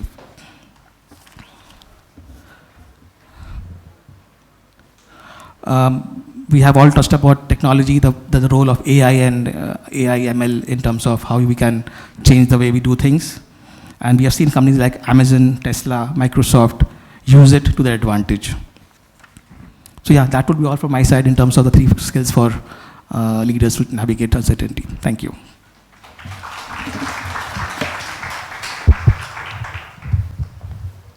Thank you, Mr. Chaudhary. Good thoughts, good ideas. Just one thing I'm curious to know from you, that you gave examples from Microsoft to Tesla in terms of uncertainty, combating the changes, but also there is a general perception that go around, which I slightly touched upon. I'm repeating that again. There is a feeling that organizations like, say, Microsoft, NVIDIA, Patagonia, or in fintech, or organizations like BlackRock, service-oriented, product-oriented, newer models, not too asset-heavy industries, these are more creator of uncertainty and more prone to uncertainty than asset-rich industries deep in construction, rooted in construction, producing products every day that go into our life, become an integrated part of our life. They are not so much worried about the huge uncertainty there. And they feel that we may be a little overdoing this subject of continuous experimentation with business models, and these are disruptive. Now, you are, to some extent, a newer company, but still a very asset-heavy, into construction kind of an organization. Do you agree to that, that uncertainty will possibly not be that much for you as it will be for an AI company or for a service sector or a newer business model type of company? So I would agree to you to an extent that service industries, it's easier to disrupt as compared to traditional companies. But even companies like us, we are into solar manufacturing. The technology changes every 2 years. There are new players coming with new thoughts, and you always have to be on your feet. So I think, yeah, being asset heavy does maybe reduce the chances of the disruption to some extent, but it doesn't eliminate them at all. Okay. Sandeep, going back to you, to summarize, because again, staying on to the topic that navigating uncertainty is the future leader. And since there are many here in the audience who will be our tomorrow's future leader, what will be in summary your 2-3 key points that you would like to leave here, that in terms of their preparation, wisdom, how to better navigate the future uncertainties? Yeah, as I mentioned towards the end of my talk, I would say 3 qualities. One is agility, second is continuous learning, and third is adaptability. And I closed with the Charles Darwin's, quote, saying that only the species which adapts to change will survive. So it's the same thing with leaders, that if you can't adapt, then you will not survive. You will not go ahead. So it's the same thing with business, and I'm combining business with leaders, saying that leaders drive businesses, and therefore leaders and their businesses need to be able to adapt and take note of what the changes have happened. And history is replete with examples. Digital camera, Kodak, had come out with it long time back, before it became popular. So I think history is replete with such examples, but we are not able to typically know what's going to happen. Even with ChatGPT, what I understand is that Google had already mastered this, or at least not mastered, at least was able to come out with generative AI, large language models, but they did not go ahead with it. While a small startup, the OpenAI, could do it. So I think agility, adaptability, and continual learning would be the 3 key ingredients for the leaders of today and tomorrow. I would say today and tomorrow there's not much of a difference. The only thing is tomorrow becomes even more uncertain. Yeah, okay. One more question for you, that our education system, right, from the school to the college to the higher education, MBA, engineering, whatever we do, our education system, particularly the Indian education system, is too rooted and mired in the past. I mean, we keep on building up our engineering to everything from examples of the past, cases, studies, how it has happened, everything has happened. So it doesn't always foster imagination in us. It actually makes us very wise from our past examples, be it engineer or in MBA or whatever it may be. It doesn't really provoke a huge sense of imagination in us, continuously reimagining hypothetical situations and all that. So do you think that in terms of future uncertainty when leaders are coming, these type of education system could be a little deterrent because we are not provoking an imaginative system inside the people and students or the management? Absolutely. I think the education system of our country is pretty outdated. The new education policy of the government seems to be refreshing change, but to what extent it will have an impact down the line to the every corner of the country and every board and every school, I don't know. I think Mr. Pradeep Agarwal or somebody from the education system would know it better. But I would completely agree with you that the education system needs a radical overhaul, and the methodology of preferring students who have better memory power rather than imagination and thinking has led to this. But the interesting part is that India has had this problem, but despite that, I think 1 in every 2 CEOs in the US in the technology space is an Indian. Every second CEO. So I think what has happened is that the intense competition in India has built up these, has built up the talent. And if we had also been, right from childhood, been nudged to think more, to create, to become more creative rather than memorize, perhaps you would have seen even a better number. That's my guess, of course. Thanks, Sandeep. You, again, what would be your last few words for tackling uncertainty, what the newer leaders will be doing? You, of course, are pretty young. You also, of course, belong to that category of new leader only. But you or your colleagues of your age group, what are you thinking about the uncertainty in your industry and how are you preparing? Like, would you be investing a lot, whatever be the country's education system, but will your corporate be actually investing a lot in preparing people for some hypothetical simulations, some black swan simulations, to make them understand that certain things can happen, into more innovation? Will these be the ways to combat uncertainties that you cannot see? No, absolutely. So there are a lot of trainings we do around, simulating environments, which kind of provokes a thought and critical thinking. And my advice would be, of course, to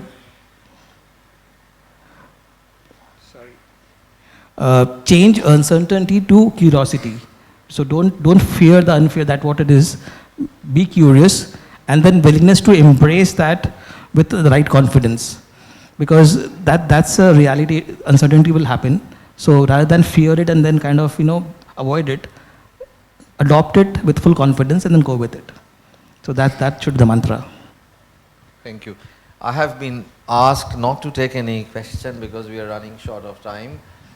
But maybe the speakers will all be here. So therefore, you can ask your questions during the break.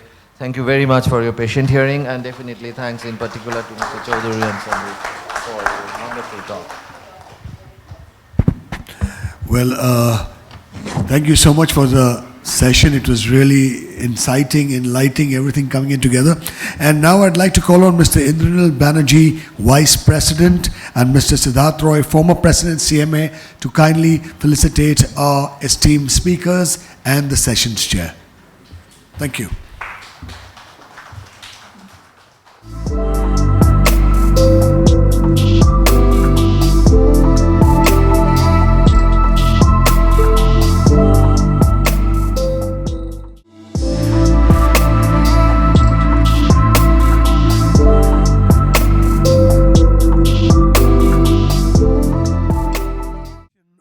HR Roundtable on navigating change. the HR perspective on future talent management. And our session chair is going to be Mr. Joydeep Datta Gupta, former partner, Deloitte India, and board member of Asia Pacific at Deloitte, and former president, CMA. An amazing guy. I've known him from college days. School days, sorry, yeah, I forgot that. we both studied from class 1, I think, right up to our third year. And of course, Joydeep Datta Gupta is an independent director on the boards of 3 NBFCs, including a listed company. He's also had senior leadership positions across, and Joydeep is a chartered accountant and has a 33-year experience across Big 4 professional service firms. Joydeep has served on boards of several Chamber of Commerce, social and charitable organizations, and a municipality. Wow. He was the president of CMA from 2006 to 2007. Ladies and gentlemen, please put your hands together for the sessions chair, Mr. Joydeep Datta Gupta, who will be joining us and calling on our speakers and introducing them accordingly.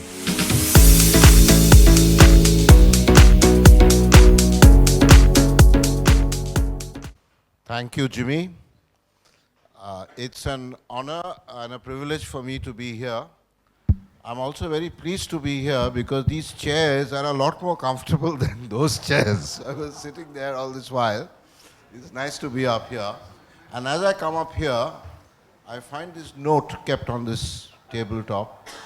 Sir, we are running a bit late. We will not take questions from the floor. So we will probably reuse this at the end because we might also run a bit late. Okay? So we take that as a given. Now I'd like to request my fellow panelists to come up. I'll just tell you who they are and give you a little bit of background. Mr. Sandeep Banerjee, welcome, please. He is the Chief Human Resource Officer at Eveready Industries. He has a wide range of experience in people management and leadership across a wide array of sectors. His career is marked by a unique ability to bridge the gap between manufacturing and services, thriving in multicultural environments at both multinationals as well as at large Indian enterprises. He's been a transformational HR leader and has successfully ensured that culture and process transformation at his company, at Eveready Industries Limited. His previous roles at renowned organizations like H&R Johnson, Reliance Industries, and the Taj Hotels have further honed his expertise in shaping effective HR strategies. Recognized for his contributions to talent management, Sandeep has received several prestigious awards, including CHRO of the Year by Global HR Excellence and Change Management Award at the HRAI Awards 2023. He's also proud to have been honored with the Indian Achievers Award for navigating complex transformations, as well as accolades like the Top 100 Super Achiever Award and Top 101 HR Minds Award from the World HRD Congress. His commitment to excellence has also led to his organization being recognized with the National Best Employer Award. He is an alumnus of IIMA and NUS with a focus on data science. Sandeep combines his academic background with a passion for strategic HR practices. His expertise includes change management, coaching, and aligning HR initiatives with business goals. Above all, he believes in nurturing talent and celebrating employee contributions, driving organizational success through innovative HR practices. Sandeep Banerjee's wealth of experience and his genuine dedication to people make him a key leader in cultivating vibrant workplace cultures and driving sustainable business growth. Welcome, Sandeep.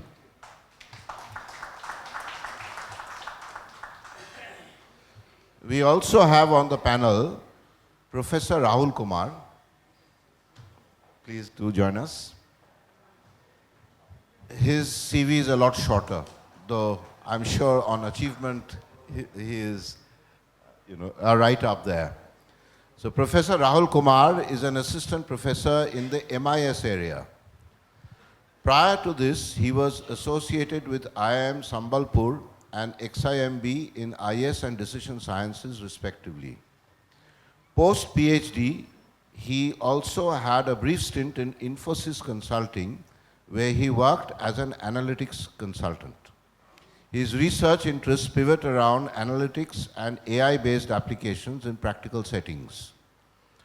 Many of his works have featured in international journals of high repute. Welcome, Professor.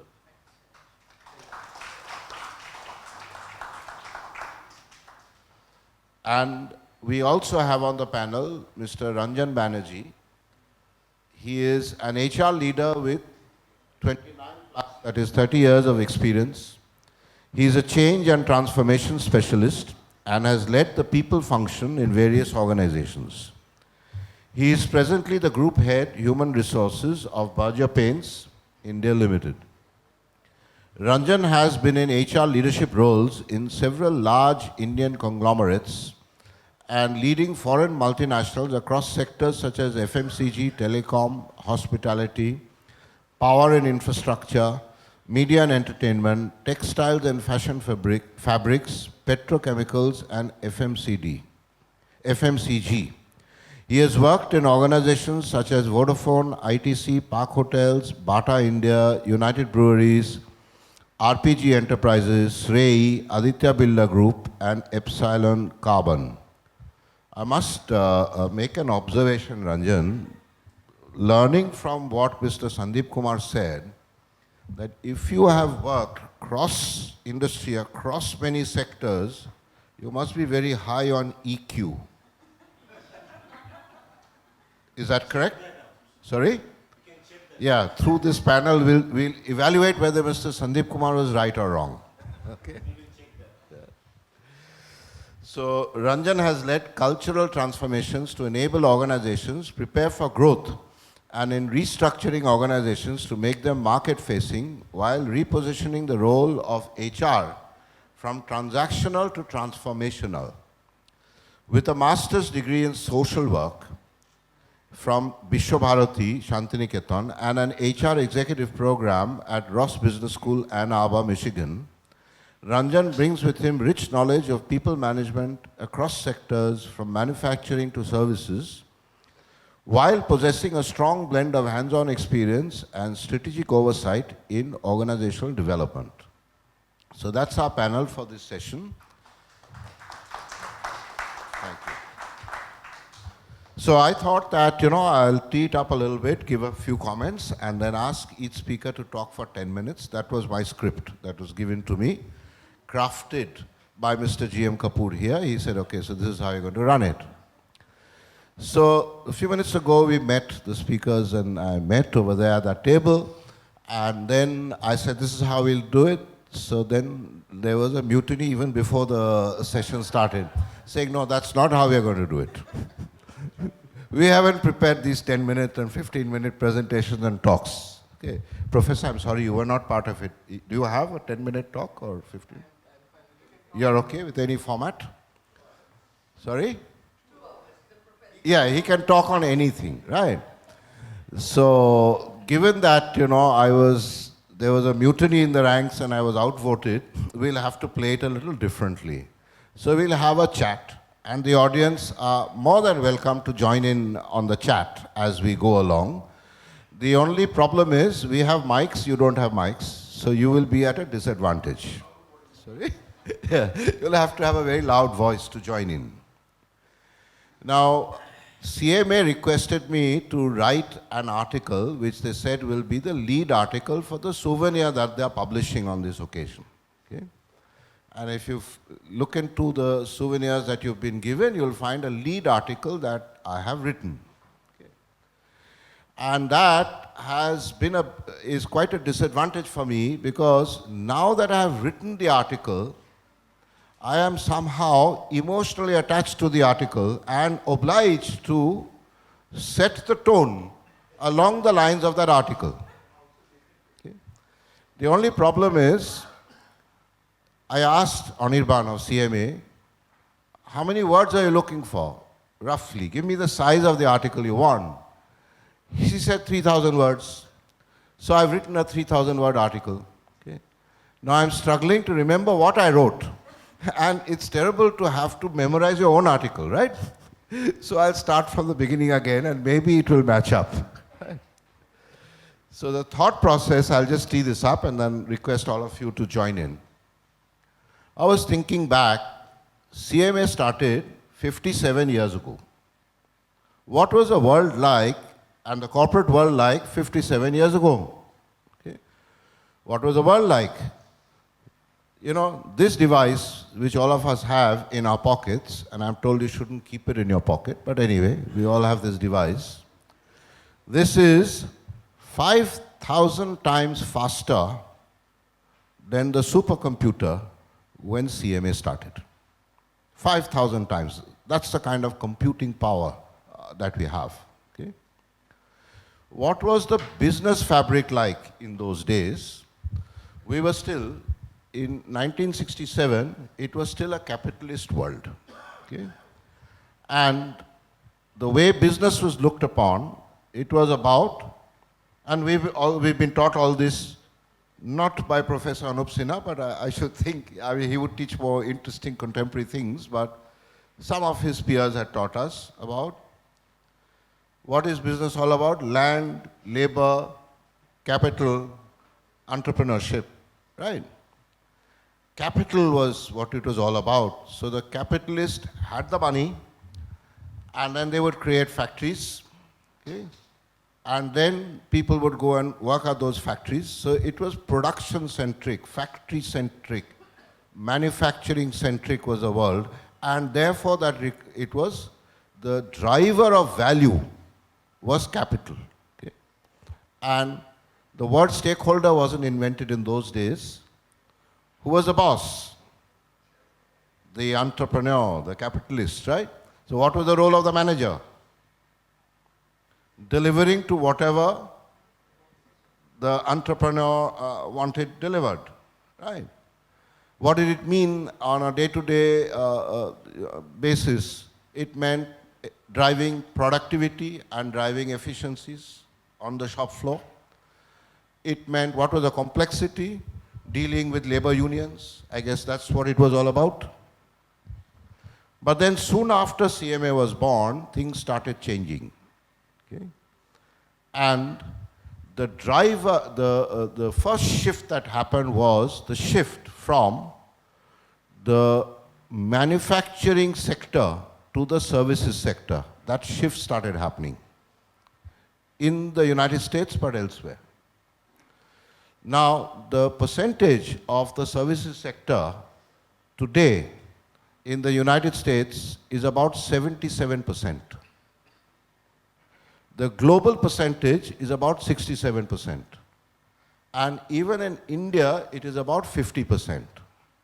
So that whole world changed from the manufacturing skewed towards services. Manufacturing also grew, but the global economy grew much faster.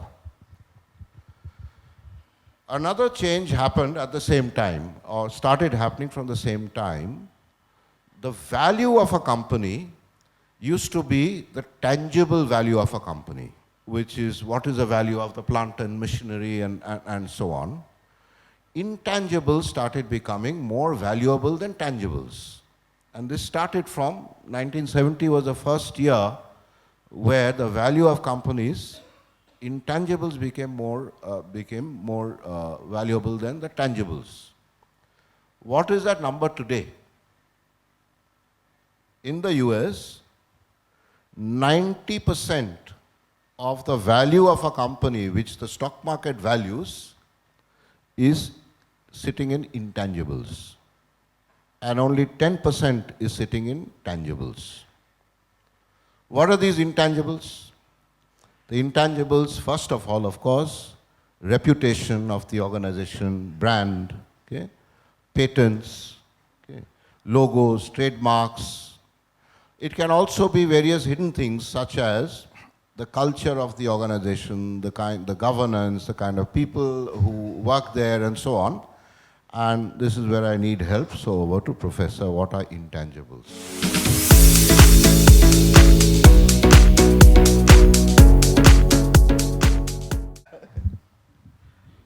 And comment on intangibles becoming more valuable than tangibles. Good evening, one and all, and thank you for this opportunity to invite me here. So, given this backdrop, if I may just ponder upon and retrospect on what actually brought this shift, that transition from, let's say, a manufacturing-driven economy towards service-driven, it's about the infrastructures. So, let's say around early 1900s, when rail networks started proliferating, that ripple effect could be observed into manufacturing boosting up in the coming few decades. And slowly, the focus then shifted towards something more intangible as an infrastructure, which we cannot see, let's say, the optical fiber connection or the internet services. And we know that internet is there, let's say around the 2000s. And now when we see that ripple again with a lag of couple of decades now, and envisioning coming 10, 20 odd more years, we see that these two infrastructure as the skeleton have driven manufacturing and services, basically the underlying economic forces. So when it comes to the driving forces, it's about what's there in the foundation. So while it was manufacturing, there were physical layout, logistics, which actually curated that form of development and boost. And while we migrated from a very physical, robust logistics network towards a communication network, that shifted entirely towards, let's say, services-driven economy. And with this has come with a lot of changes, especially and particularly with respect to the human resource perspective. Yeah, we'll get to that. We'll get to that. So we'll get to that. So that introduces another point, which is automation. So you brought technology into the conversation very early. Okay. Unfortunately, the moment you bring technology and AI into the conversation, it kills everything else, right? But that's his area of special interest, so I can't blame him, right? Now what happened, and once I was at a event at the US consulate, where, and this was a good 25 years ago, where there was a representative from the US Chamber of Commerce. He was the president of the US Chamber of Commerce in America, okay? And there was a president of the call centers, association in America, and it was me on this side from Kolkata. And what they were complaining about is they are having jobless growth in the US. So I said, look, at that time, our entire IT industry only had 250,000 people, whereas 15 million jobs are lost every year in America to automation. 15 million. And 15 million new jobs are created every year in America in other spheres. Okay. So then this guy says that, look, my friend, we have no argument with you. Our argument with our own government that if automation takes all the jobs away, what are people going to do? So I suspect, I'll just add to Professor's point, that possibly technology got a big boost during the World War, and then over the next couple of decades, it just picked up and started automating away a lot of what happened on the shop floor. And so then people became unemployed, so many people were not required. And then they started providing various services. It might have been simple delivery services or working in retail stores and so on, and that's what led to the service boom. And each year, with automation replacing what human beings used to do, more and more people are available to come into the service economy, and that's what must have happened. Any views?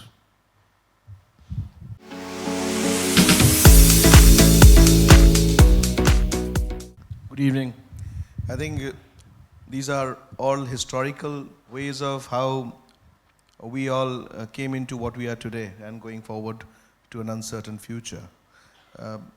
I'd say that to take a cue from what Joydeep was referring to, yes, I think these are natural transformations and transitions of society and the order that goes through it. What was probably 50 years ago, today we are talking of a VUCA world, a volatile, uncertain, complex, ambiguous world. But I think the world has always been like this. We've changed in various eras. So there was a continuity factor. This is a change era that we are going through today also. So yesterday it was retail, tomorrow we don't, today it's probably quick com. That's the buzz today. Footfalls in retail or has decreased, leading to more quick com. It's in your palm top today. Tomorrow we don't know what's going to be. So I think in the era of the last 50, 70 years that we've gone through, we've also gone through various phases of uncertainty, then probably some bit of certainty, and then again a bit of uncertainty, because that's how we've evolved to today. That's my take from what I would like to take and give it back to you. Right. I think Koushik Chatterjee in the keynote address, the Sir Jehangir Gandhi Memorial Lecture, pointed this out about uncertainty. Right. And perhaps the velocity of change has gone up. The world was stable for 100 years, and then the technology cycles keep shortening, and that's what drives the velocity of change. Okay.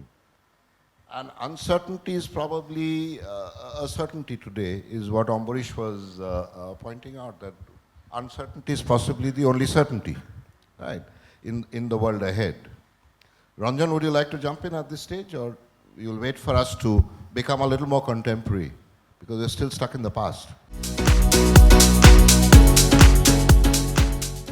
Yeah, still, let me give it a shot. So, when you look at uncertainty, I think the angle that I would like to bring in here as perspective is the ability of leaders to understand, articulate, and manage uncertainty, and guide an organization through uncertain times is very, very important. And I think here the issue of change, managing change, and understanding the psychology of change comes in a very big way. So how do you go about it? That's one. What's the methodology? The second part is that when you bring in change hoping that your profitability and your bottom line will improve. But what actually ends up happening is that for a while, it takes a dip. And then it enters a valley of despair, as I call it. I think that's where a leader's role comes in a very big way, and I think I would like to add on in saying that the intellectual capital of the organization, the leadership capital of the organization comes in a very, very big way. And I think as we go on in the discussion, we'll have more of this coming. So you've brought it back to what are the intangibles which are so valuable, and you're saying among the intangibles that are so valuable, it is also the leadership capital and the intellectual capital of the organization that are intangibles, that are drivers of value. Okay. Now, and if we are not able to guide an organization successfully through such troubled times or uncertain times. Yes. If you really look at history, a lot of organizations which have perished are the ones who could not adapt to change, or their leaders didn't have the gumption and the appetite and the capability to understand, articulate, and lead the organization through that. And I think that's very, very critical, because and that is something which is, you can't put a finger to it. It's ambiguous, not quantifiable, but extremely important for the bottom line. Right. So, which were the 5 most valuable companies at the time CMA was formed? Quiz question. Anirban will give prizes. That side. No Googling, right? IBM was number 5. General Motors. General Motors was number 1. Global. General Motors was number 1. Okay. No, Exxon Mobil. GE was number 3. Ford Motor Company, number 4. Kodak is just a little below that. Okay, and IBM was number 5. Today, what are the 5 most valuable companies?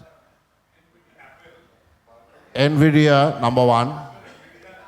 Apple, number 2. Microsoft, number 3. Alphabet is number 5. Right. Alphabet is number 5. Amazon is number 4. So this shows how not been evaluated in this, right?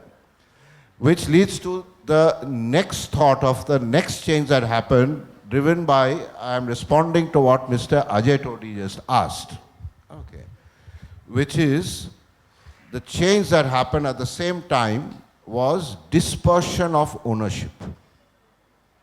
In the capitalist era, there was an entrepreneur or promoter, as we call them in India, and they held the majority of that business. Okay?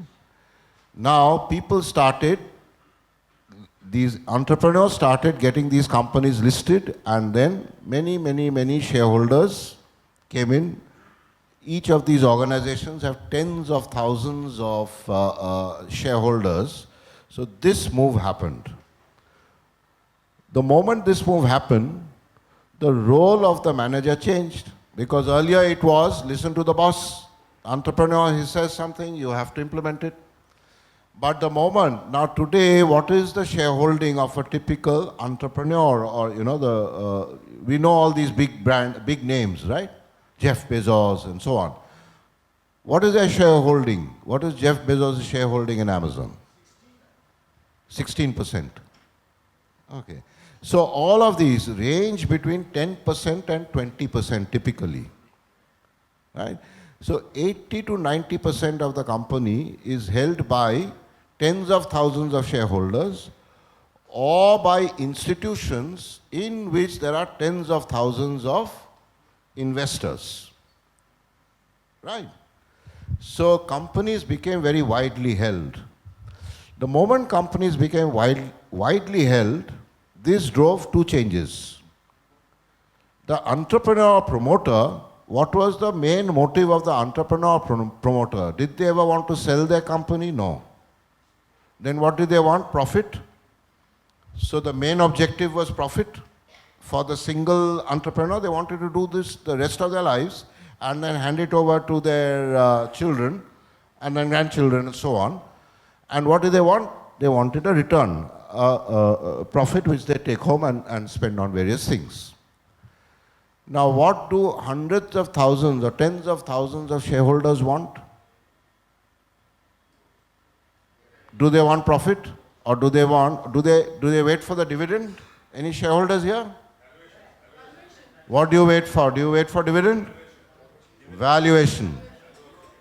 You look for capital appreciation. You don't look for your dividend check. So the priority of management, so far as the shareholder goes, changed from profit to capital appreciation. Agreed? What causes capital appreciation? Is it profit that causes capital appreciation? Growth. Growth causes capital appreciation.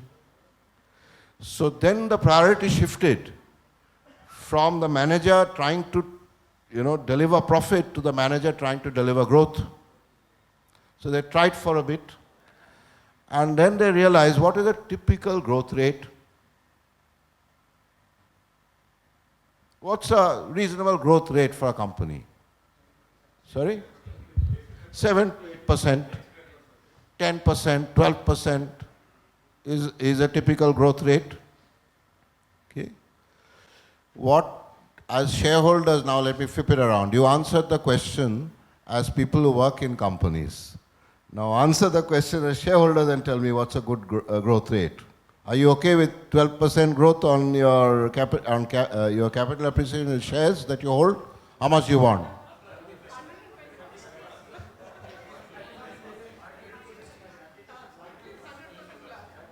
100% plus?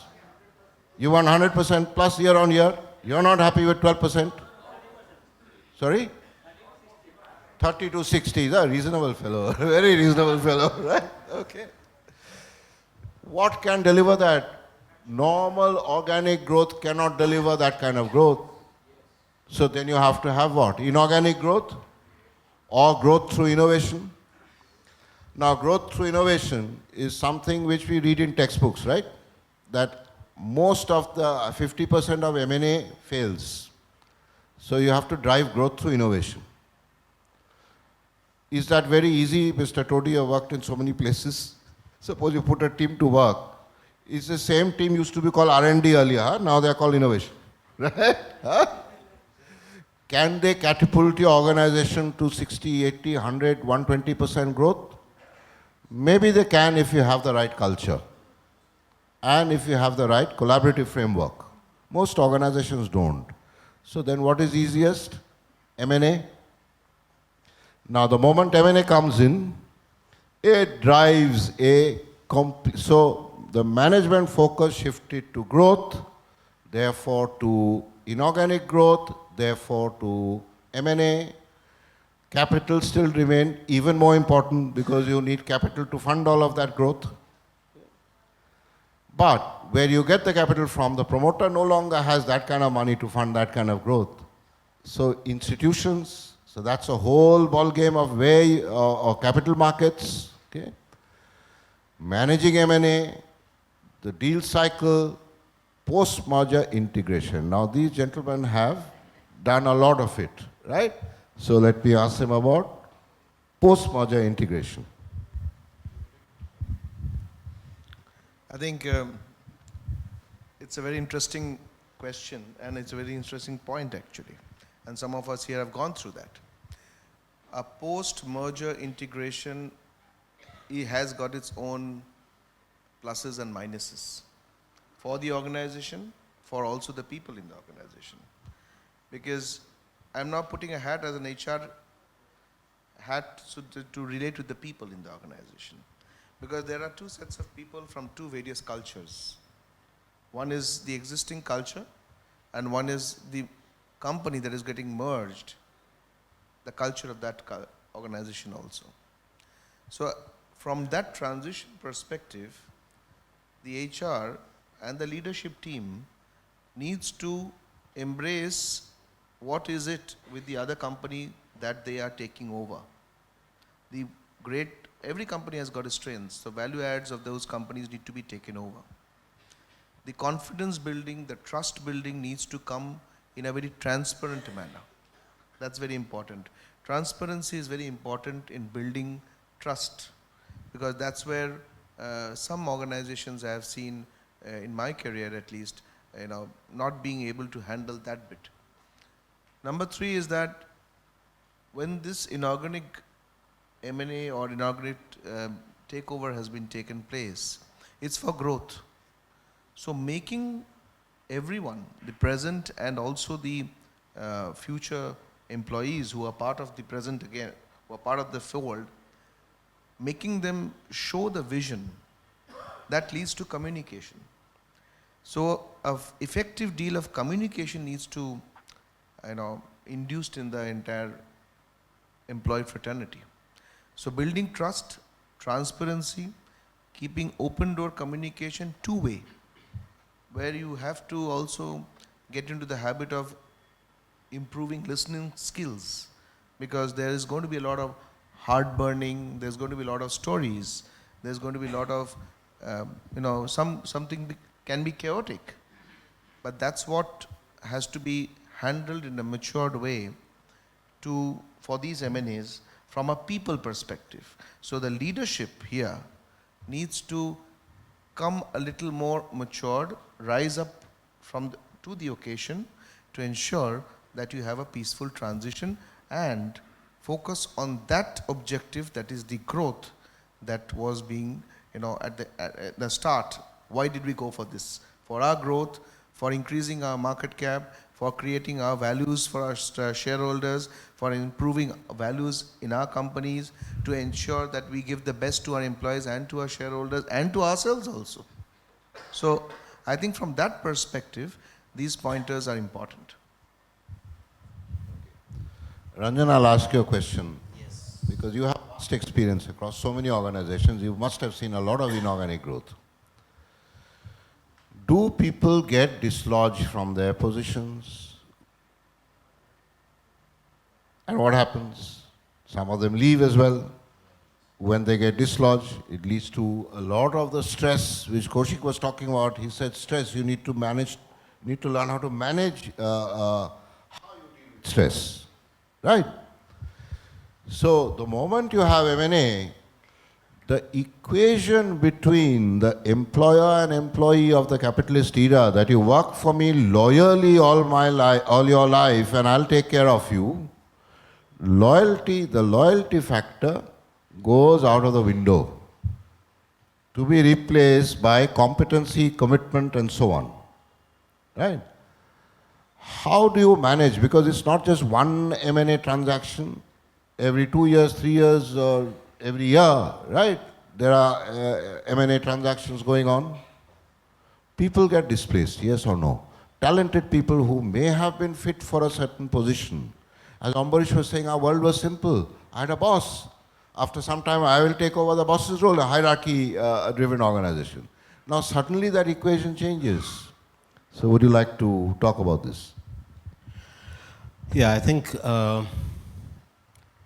here comes the true test of leadership again.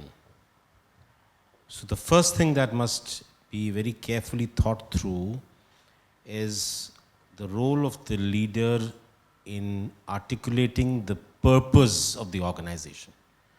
The renewed, reviewed, new purpose of the merged entity. So what's the purpose to believe in? And then driving this down right through the last mile, so that the last mile of employee understands what is that overarching purpose that I must believe in and I must gun for.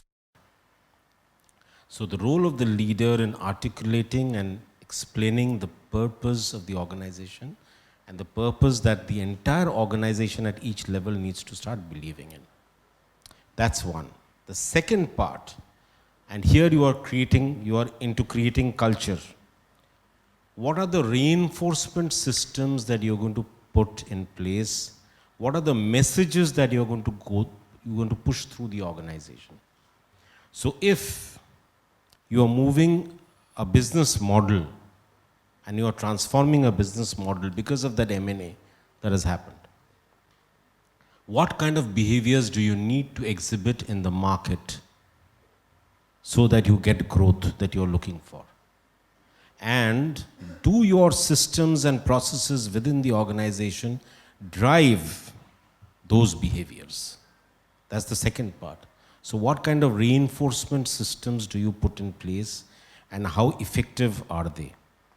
Those leaders or those parts of the organization which do not align with the new purpose to believe in, what message do you send to them? What do you do with them? Do you exit them? Exit is not a bad word, but if it sends out a clear message that this is the culture and this is the way we are going to operate, this is the operating model, then I think that's a well-placed message. The third is, in order to get that kind of growth and that kind of business, and to get there in terms of the business objective, what are the new skills you require? Who's going to be responsible to impart those skills? What are the new skills that will be required and how will you impart those skills? That's the third and very important part. The fourth is, do you create consistent role models within the organization? Do they send out the same message? What is the coffee corner or the tea corner gossip that goes on after a meeting or after a conference? And that is where the message, the messaging and the culture and the way the organization starts operating really happens. It is in the informal part and the gossip of the organization that you get to know what is actually happening within the organization. And when all of this works together in tandem, and this is a very, very, very systematic, programmed action that the leadership has to take. It has to understand that these are the 4 steps. These are the very many activities that I will have to perform and ensure the organization performs, so that the organization as a whole moves in one direction. Because you have merged 2 sets of teams, 2 sets of cultures, and you are with the belief that everything is going to unify into one. May not be. But if you move these 4 pieces together, and if you are able to carry the organization through the turbulent time that will come post a merger or an acquisition, only then will this whole piece succeed. And I think that is very critical. Most organizations which fail, 70% of the experiments in this area fail. And they fail because leaders forget their prime responsibility is not to get into nitty-gritties, but to understand what helps the organization work in tandem. How important is trust in this leadership equation, that in troubled times, uncertain times, disruptive times, if your leader is trusted by people, is trust an important ingredient in this? Absolutely. And when we say consistent role models, the first piece there is trust. The first piece is trust. But backed up by trust is a very concrete action plan. You should know what are you going to do, what are you going to state, what story are you going to articulate, how are you going to live by that story you are articulating. All that will result, trust is an outcome. All that will result in trust being generated. And that's important. You raised a very important point around culture and around purpose. So just like to go there for a bit. Okay. I read a very interesting book many years ago. To me, it was a foundational book. It was Future Shock, written by Alvin Toffler. Okay. In that book, Toffler pointed out that in the industrial age, which we were describing, children were brought up by home, by school, by church, by everyone to be compliant. Obey your elders. Now there are many in this room who will also remember that they were taught to obey older people. Am I right? Why? Because they had to go to a factory when the whistle would blow, and they had to be lucky to get that job, and they would have to do something very repetitive all day long, as brought out by Charles Chaplin in modern times. You know, he's doing this very mechanical thing all day long without protest. And so children were brainwashed by family, by church, by school, by everyone to grow up and become compliant. Now Toffler's point of view was that the manufacturing age is plateauing out. He wrote this book in 1970. And we are going into the service industry and then the knowledge age. And he's saying in the knowledge age, children will need other skills. They will need to innovate. They will need to be creative. They will need to innovate. Now you cannot do all of that without challenging status quo. So you no longer need compliance. What you need more is innovation. Okay? And so we see, if you look at those most valuable companies today, NVIDIA probably isn't there today as the most valuable company in the world because of inorganic growth. They're probably there because of innovation. Okay? Similarly with the others. Now, if you have to have innovation within your company, who in the world of intangibles, and 90% is intangibles, who drives the value? It's not the capitalist who drives the value. It's the people who work in your organization who create the value. Okay? They are the ones who innovate. They are the ones who hold customer relationships. They are the ones who implement management processes, governance. All of that is people. Why would people work for your organization and not for another organization? What's the difference? That difference possibly lies in what you said, in the purpose of the organization and the culture of the organization. So, in the knowledge age, the leader will have to drive the purpose and the culture and the values of the organization, which will then attract the right kind of people who will then create the value for the enterprise. Right. Now, I'll come back to you, Professor, when we move into topics of greater interest to you, possibly, right? Unless this is of interest to you. Yes, please jump in. Please jump in. Add on to what Ranjan mentioned. So, when we look around transformation in today's age, it doesn't only restricts itself to organization transformation. It's about enterprises now. And when we look from an enterprise transformational viewpoint, what he mentioned about the purpose, that's imperative. So purpose over here could be purpose like we are able to spot or envision some external opportunities, some growth streaks, or we have identified some problem areas, there are concerns, there are risks, there are uncertainties. So purpose could be from an external viewpoint while from internal deficiencies. And when we curate and when we start navigating one of these either paths, of course, it's complementary, then the idea of those nuts and bolts when he said culture, so when I talk about culture, to me it's organizational level attributes.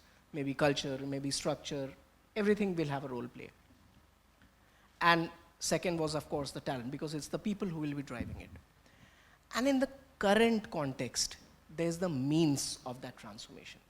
So when we talk about change, a change could be just a strategic renewal.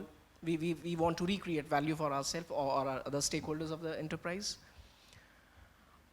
Or we want to recreate value with a particular way. Maybe that brings upon when you said about automation. So whether it's a process-based transformation only, it will be having a different vehicle when we look forward to that change. Or we may purely not innovate, but the digital means will empower us with that transformation. And there we can find our unique streak.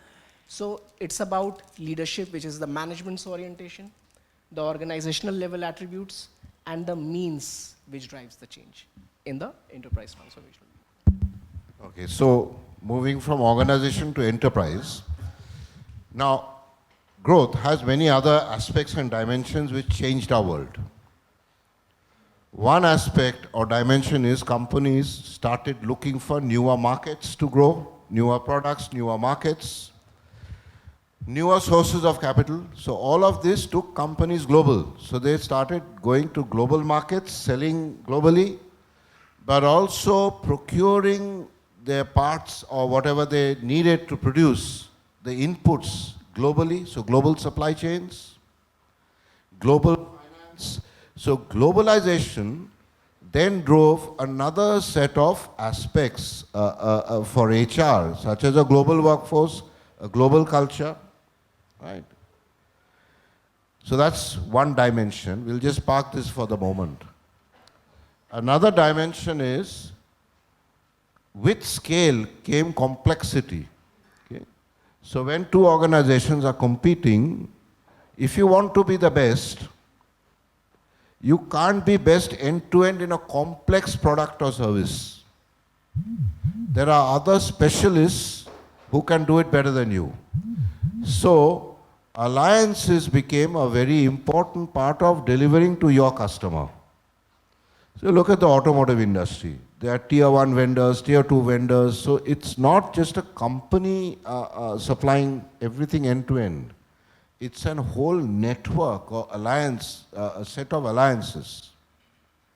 So managing the culture had to then become inclusive, not just within, but across. Right? This was given to us by growth. Would you like to comment on this, either of you? Okay, I'll take the first one through an illustrative example because sometimes, it's good to share some stories. Yeah. So this happened with us at the Taj Hotels when I was there earlier. We were looking at going out of the country. And when you go out of the country, you either shake hands with a particular owner who runs a property, you end into a management contract, or you outrightly go and buy the property, whatever.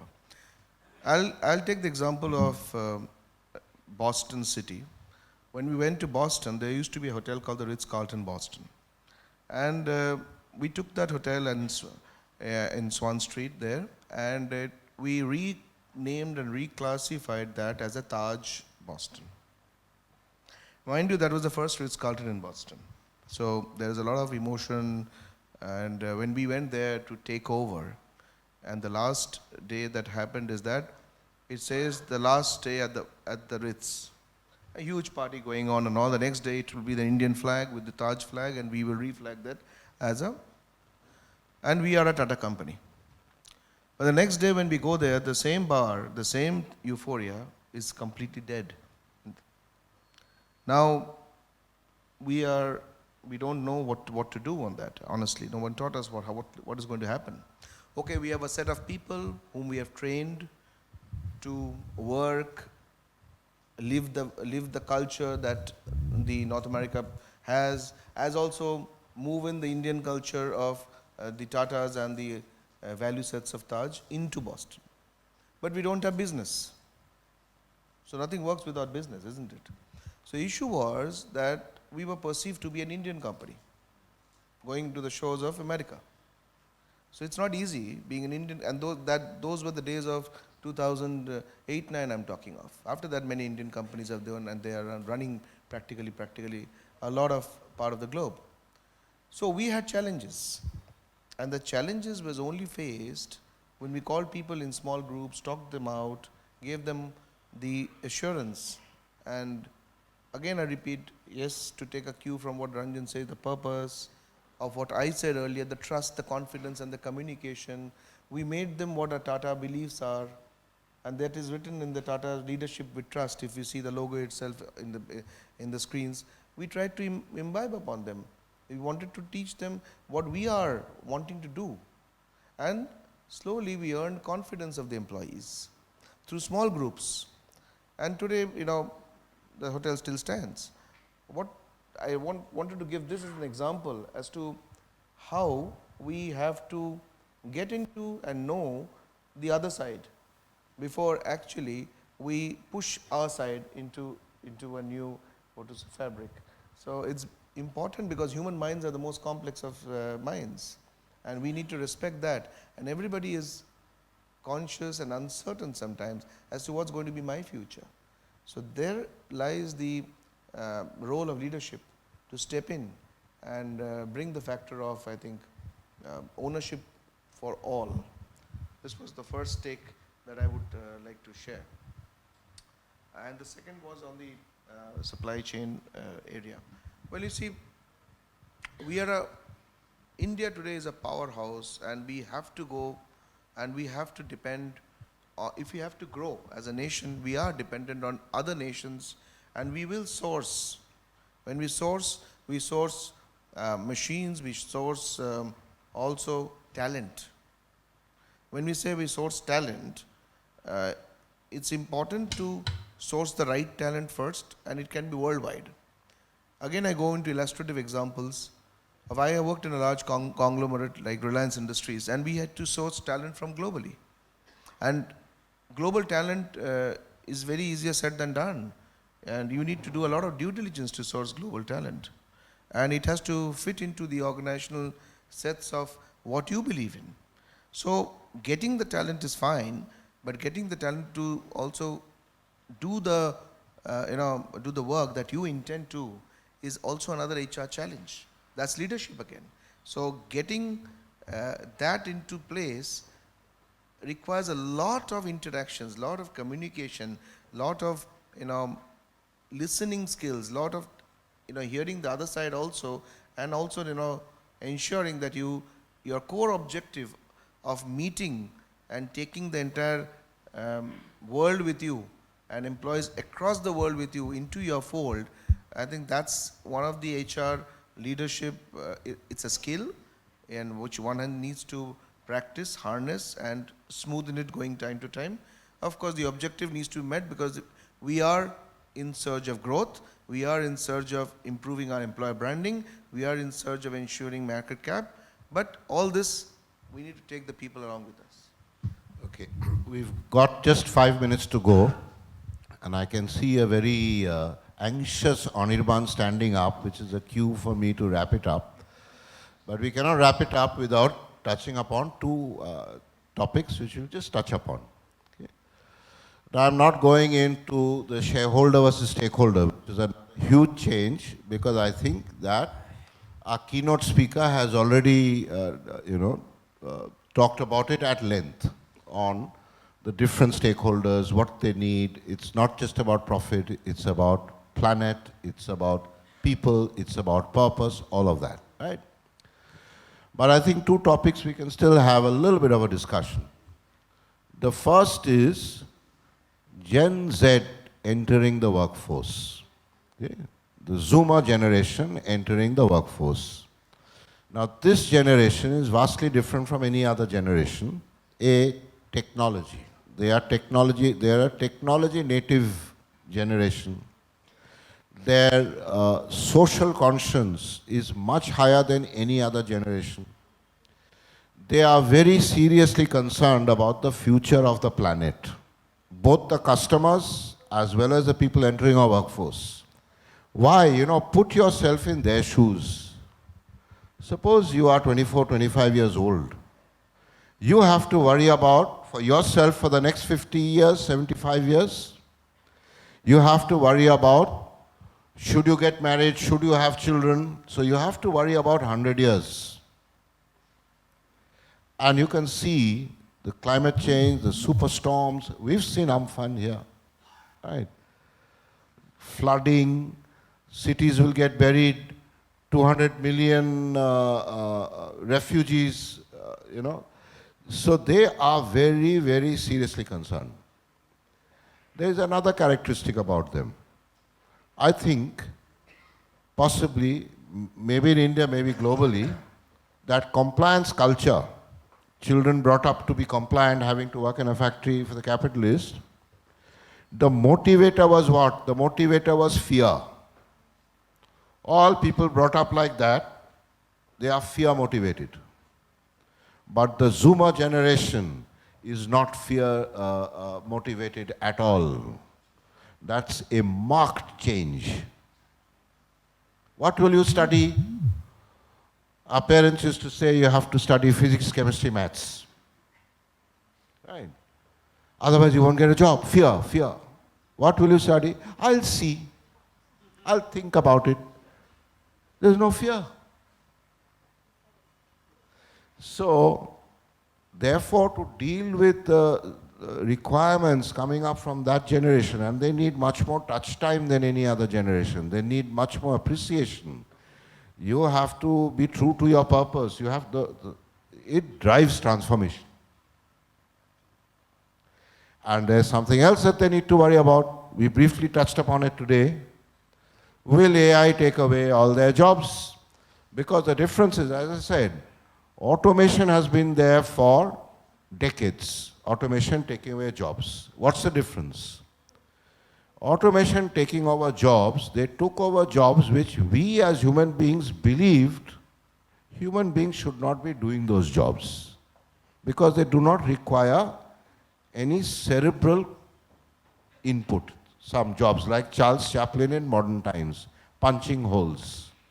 It doesn't require you to use your human brain. So we were okay with those jobs being automated away. The difference is that now AI, Gen AI, robotics, they might take away jobs that do require human brain. So what we perceive to be human jobs. Now, the jury is out on this.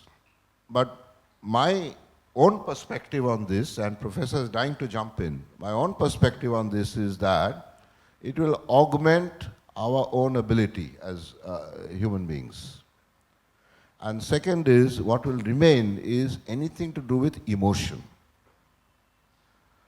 You're unlikely to get a rags to riches story around a robo. My take. Over to you, Professor. The topic which you opened now, and with Anirban sitting there on top of our heads to stop within 5 minutes, I can keep away most of them from dinner also.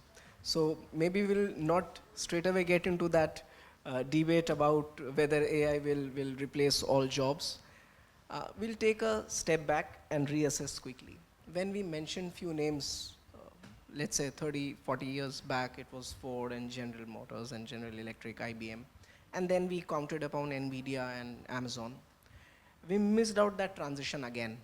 So in between, there was an era where IBM continued, persisted, with Google, Microsoft at the top, and then of course, Meta and others taking over. So that transition, that has not happened overnight. So when we look around this change with respect to the companies and with respect to the generations also, it is basically basically the change makers, the change enablers. A lot of onus and a lot of tilt has gone towards the side of the change enablers. That when I talk about Google and Microsoft, IT assets used to transform organizations. But now, it's not IT assets. It's about self-capable digital assets. So I'm capable to revamp myself on my own capabilities. And that's where the idea of enterprises and ecosystems comes up. And when we look around from an ecosystem perspective in the current context, the skill sets which are needed are very diverse and flexible. And each individual may fit in any of those gaps. And that's what makes them fearless. And plus, the medium of exchange. I'm sitting here right now. If I want to navigate myself with, let's say, AI-enabled or machine learning courses, I can do that in 3 months. And within 3 months, I can go for a change management. I can again do that.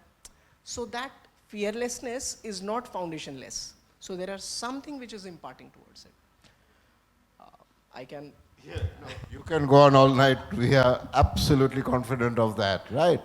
But I heard a shout. I said you have to shout if you want to say something. And I heard my dear friend, and again with me from class 1 in school, Ajay Todi, and I can't say no to him. Go ahead, Ajay.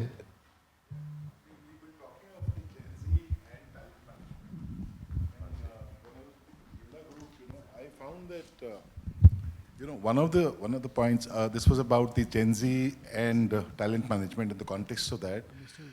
What we found was that no matter what you did, okay, we're talking about Gen Z now, let's put it the younger part of the employee force. Rewards and recognition always came up as lacking. No matter what you did, you found that your scores on the OHS survey, and your rating depended on that, on what marks you got. So we found that the rewards and recognition was always low on the scores.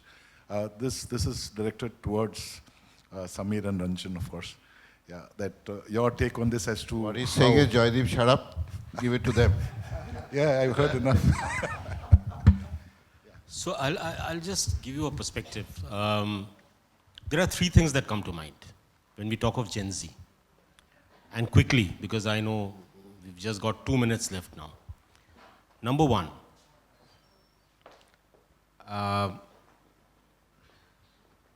for the Gen Z who's coming in, 66% of the Gen Z who's going to hit our workforce in the next 5 years are going to come in with serious mental health issues.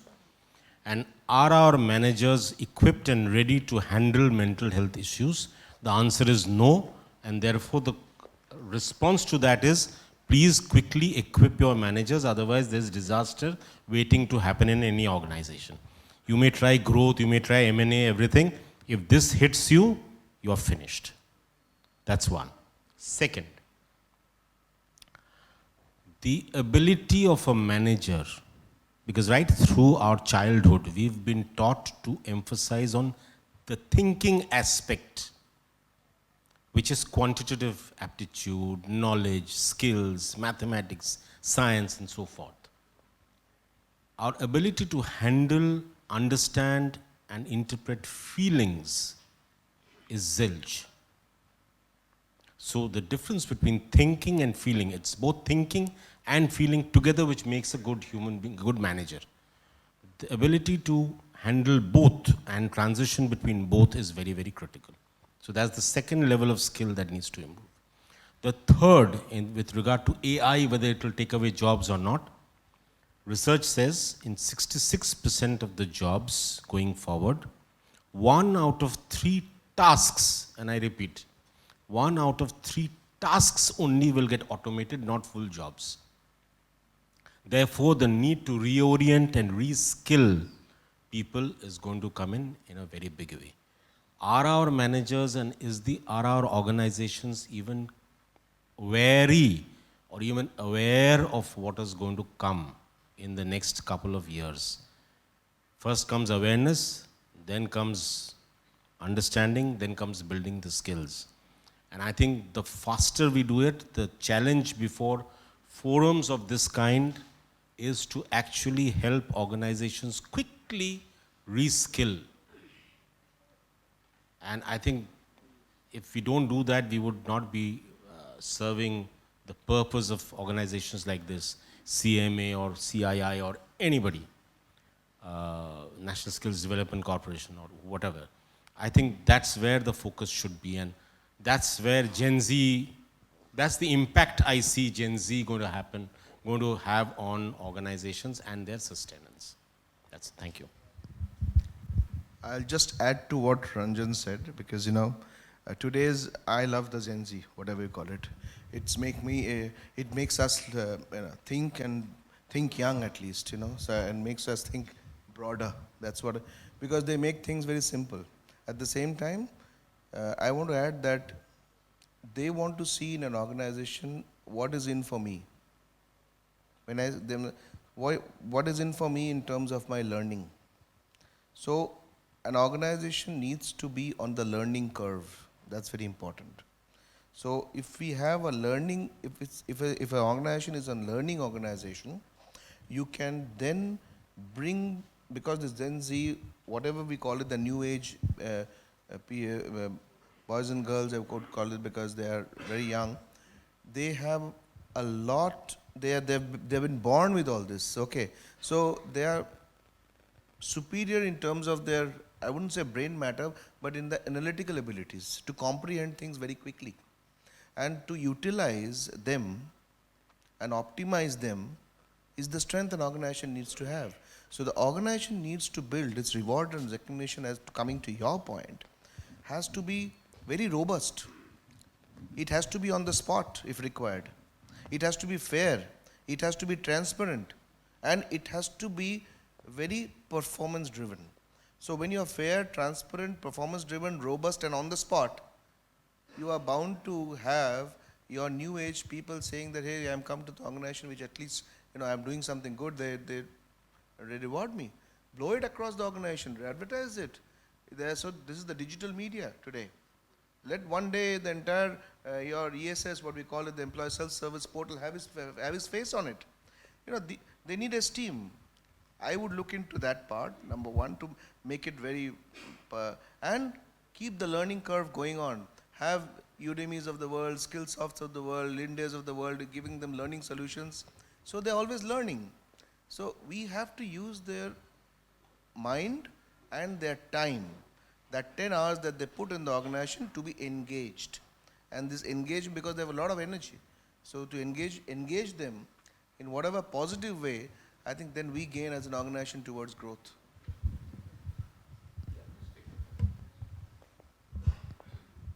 my 2 cents. Now, when we look around the Gen Z part, and when we are encompassed with all novel and disruptive technologies, these technologies are meant to, again, empower individuals. And replacement is a fallout. So again, when we talk about leadership, it's the imperative role of leadership that how we build around future tech strategies, that all these novel and disruptive forces are responsibly managed, so that they are not there to diffuse or replace us, rather to complement us. So that's with respect to the first off. Thank you so much. Sorry, we've run out of time. Right. To the panelists, to the audience for bearing with us, and for CMA for having invited us. I'm sorry we have to close because after this is Professor Anup Sinha. I am the chairman of his fan club. So there is no way I can keep him waiting. Thank you.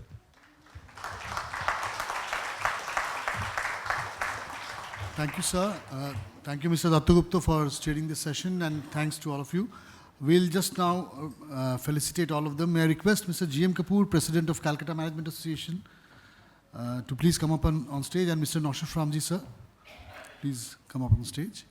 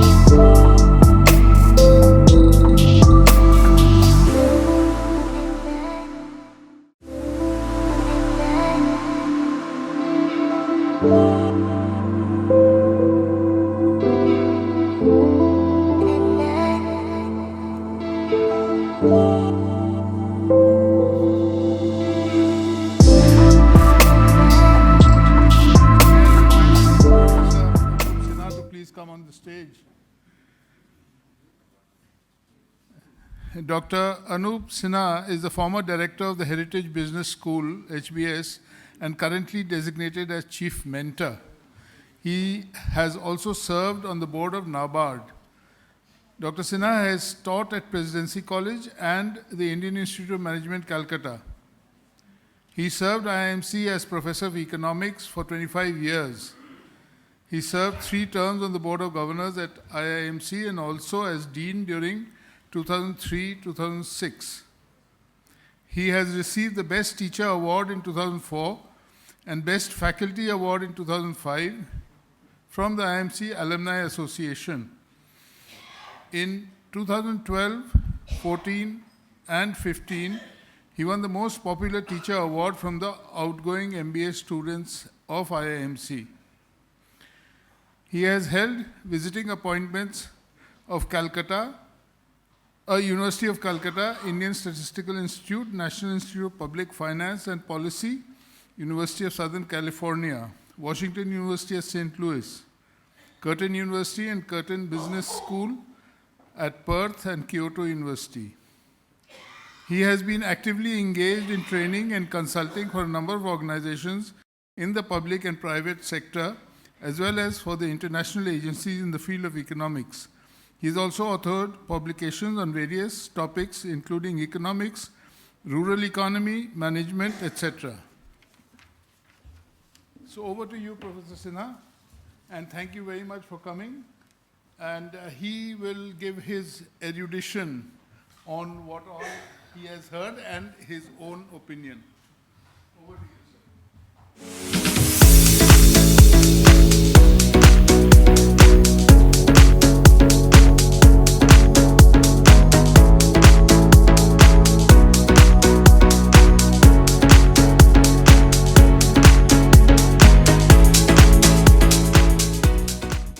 Good evening, everybody, and thank you very much, GM, for your kind introduction.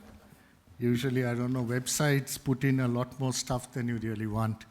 And all the hype that Joydeep started about me, I feel like Virat Kohli. Now I'm nervous about sneaking to the wicketkeeper and completely sort of disappointing you by going out for a duck, but I'll try what I can. But I'll begin with something that I was having an early lunch. I had a meeting and then I came here. So my wife asked me that, where are you going? Will you have dinner? We have a dinner invitation. So she was very anxious whether I would be there on time. So I said, I hope to. So she said, what is the theme about? When I said CMA, so I said it's about the manager of tomorrow. So she asked me that, what are you going to speak about? So I said, Bishwa Brahmando ki kore chale. So, which means basically in English, how the universe works. So she said, what does that have to do with the manager? So I said, probably everything, because the manager of tomorrow will have to navigate through the entire universe and not merely his desk or her organization. It has to be much more broader. But that was what I had intended. I had made some notes. But I will share with you what are some of the concerns that I have about that Bishwa Brahmando, which sometimes fascinates me. I feel very elated and very joyous about things happening. And other times, bizarre sort of nightmares haunt me about the way the world is going. It's like that old, I think it's nothing very new. Some of the people were saying, I think Sandeep Banerjee was saying, change has always been there with us. Undoubtedly, change has always been there from time immemorial. There were uncertainties that our hunter-gatherer forefathers and mothers faced. So uncertainty is indeed a part of life, has always been. The nature of that uncertainty may have changed. The stakes, the payoffs from that uncertainty may have changed over time, but uncertain world we do live in. That's part of our existence in a way. But, and this is sort of quite, well, that uncertainty suddenly comes to us in terms of binaries. That's why probably Dickens wrote it was the best of times and it was the worst of times. So two completely extreme sort of situations. So in a way, today's world also is in some way, if you look at it through some particular drone's eye lenses, you are going to see it's the best of times, wonderful life. At some other angle or position of view you are going to get, it was quite bizarre, all right? So what do we have? We have on the plus side, we have a much easier life that we can navigate through. Again, primarily because of technological aids that we have. We have a much greater choice of goods and services. Travel and communication have become cheaper and easy to access quite dramatically over the past few decades, particularly. New jobs are emerging where innovation and creativity are being rewarded. We heard about that. And those with tech skills and talents can really earn and think of a career prospect that is quite daunting, which my generation, or certainly not my parents' generation, ever could even think about. It was not in their ken. Technology is providing faster and more accurate solutions to problems of production and distribution. But on the other hand, we have rising economic inequality, which is quite extreme, to say the least. So you have the super rich 0.1% of the global population earning and enjoying the wealth, which is about 80% or so. So it's that kind of discrepancy that we are looking at, and this seems to be creeping up. There's no control, and if you do talk about this in political policy circles, this is not heard of with any empathy or any kind of anxiety or apprehension. We have religious intolerance growing, we have xenophobia growing, a globally disintegrating middle class that seems to be disappearing all over the world. We have those people who still continue to do the menial tasks, and you have the super rich along with their sort of minions, if I may say, the next 5% maybe, who work for the 0.1% super rich.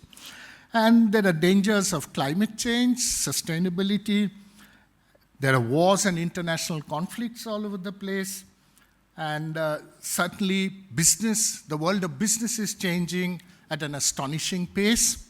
I'll talk about those a little later on. And of course, information is the new emperor, data is the crown prince, and self-learning machines are set to rule the world. Okay?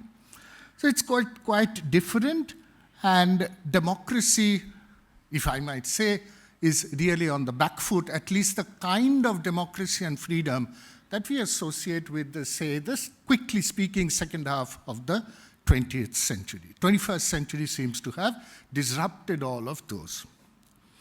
So on that Bisho Brahmando, I will talk of 4 sort of changes that are happening that I can visualize. One, of course, and these are again, all of these are in some sense, not all of them are binary changes depending on how you look at it. One, of course, is technology. A lot of things have been said about technology. I will add my 2 bits in a way. Second is climate change, but I don't want to talk about climate change. I think we use the wrong words. It has to be something about sustainability, of which an unsustainable growth enterprise of the human race. Out of that, climate change is one, arguably the most important problem, but there are 5, 6 other equally important problems that we do not talk about so much. There are economic changes taking place in the world. The structure of capitalism, Joydeep was talking about old world capitalism and how that has been changing over time. And finally, political changes, okay? And these are in some sense interlinked. That is giving us a changing world. It's like a kaleidoscope that we used to play with. A little bit of change here and there suddenly changes the entire landscape. And we have to understand, we have to navigate through that, we have to live through that, we have to earn our individual advantage through that, we have to look after others with that kind of an image. On technology, again, much has been said, but the way I see it, I'm not a tech guy. I studied economics, right? But the way I see technology, from what I have heard, what I have read about, first of all, any time in human society when there is rapid change, there will be the eyes and the naysayers, all right? So you will get a whole spectrum, and some will be very carefully in the middle, yes, but having said that, all right? So they will take a moderate point of view. But if you look at the worst outcome, say technology has always been beneficial, so if this technology is going to be beneficial, all the good for us. But if you look at what is happening is that this time the technological revolution is a little different from the past from discovering fire, from discovering the wheel or inventing the wheel, agriculture, industrial revolution, steam engine, even the computer. What is happening is that this time machines can do cognitive, decision making. If that is so, it may not do all the kinds of decision making that we think about, that the machines are going to take us over as of tomorrow morning. It's not going to happen that way, but it's within the realm of possibilities. It is no longer science fiction. That I have definitely gathered from reading about and listening to a whole bunch of scientific experts. From what I could gather, my vote would be that that is in the realm of possibilities. Nobody seriously in the business can stand up and say that this is never ever going to happen. What they can say at most is, when do we pull the plug out before they take us over? All right? What is this? This is a machine that can learn, that can also execute, take a decision. It's the agency of a human being. We are human beings because we have agency. They have that agency and they can take decisions, and some of them could be on their own. What are people saying? I'll give you an example of an entrepreneur scientist was saying that it's not far away, it's within the realm of possibilities, and it would be, he said, anywhere between 3 to 5 years. I'll describe what he said, all right? His name is Suleiman. You can check on the internet. He goes to give an example that suppose you have, $1 million. You ask an artificial intelligence entity that, show me the best path to invest this for the highest return. Then you ask that, okay, not only that, can you set up an enterprise so that I can actually realize that? It's not only a theoretical thing. So all the steps involved, say all the regulatory steps, the legal steps, etc. You may ask me for a location, where do you want to set up that office or that, institution, and then it can actually go and deliver to you the return. That's something quite astonishing, if you ask me. Jump cut, come to a more closer at heart. I've been a Master-Mosai from 1976. Eons ago, many people at the back had not been born.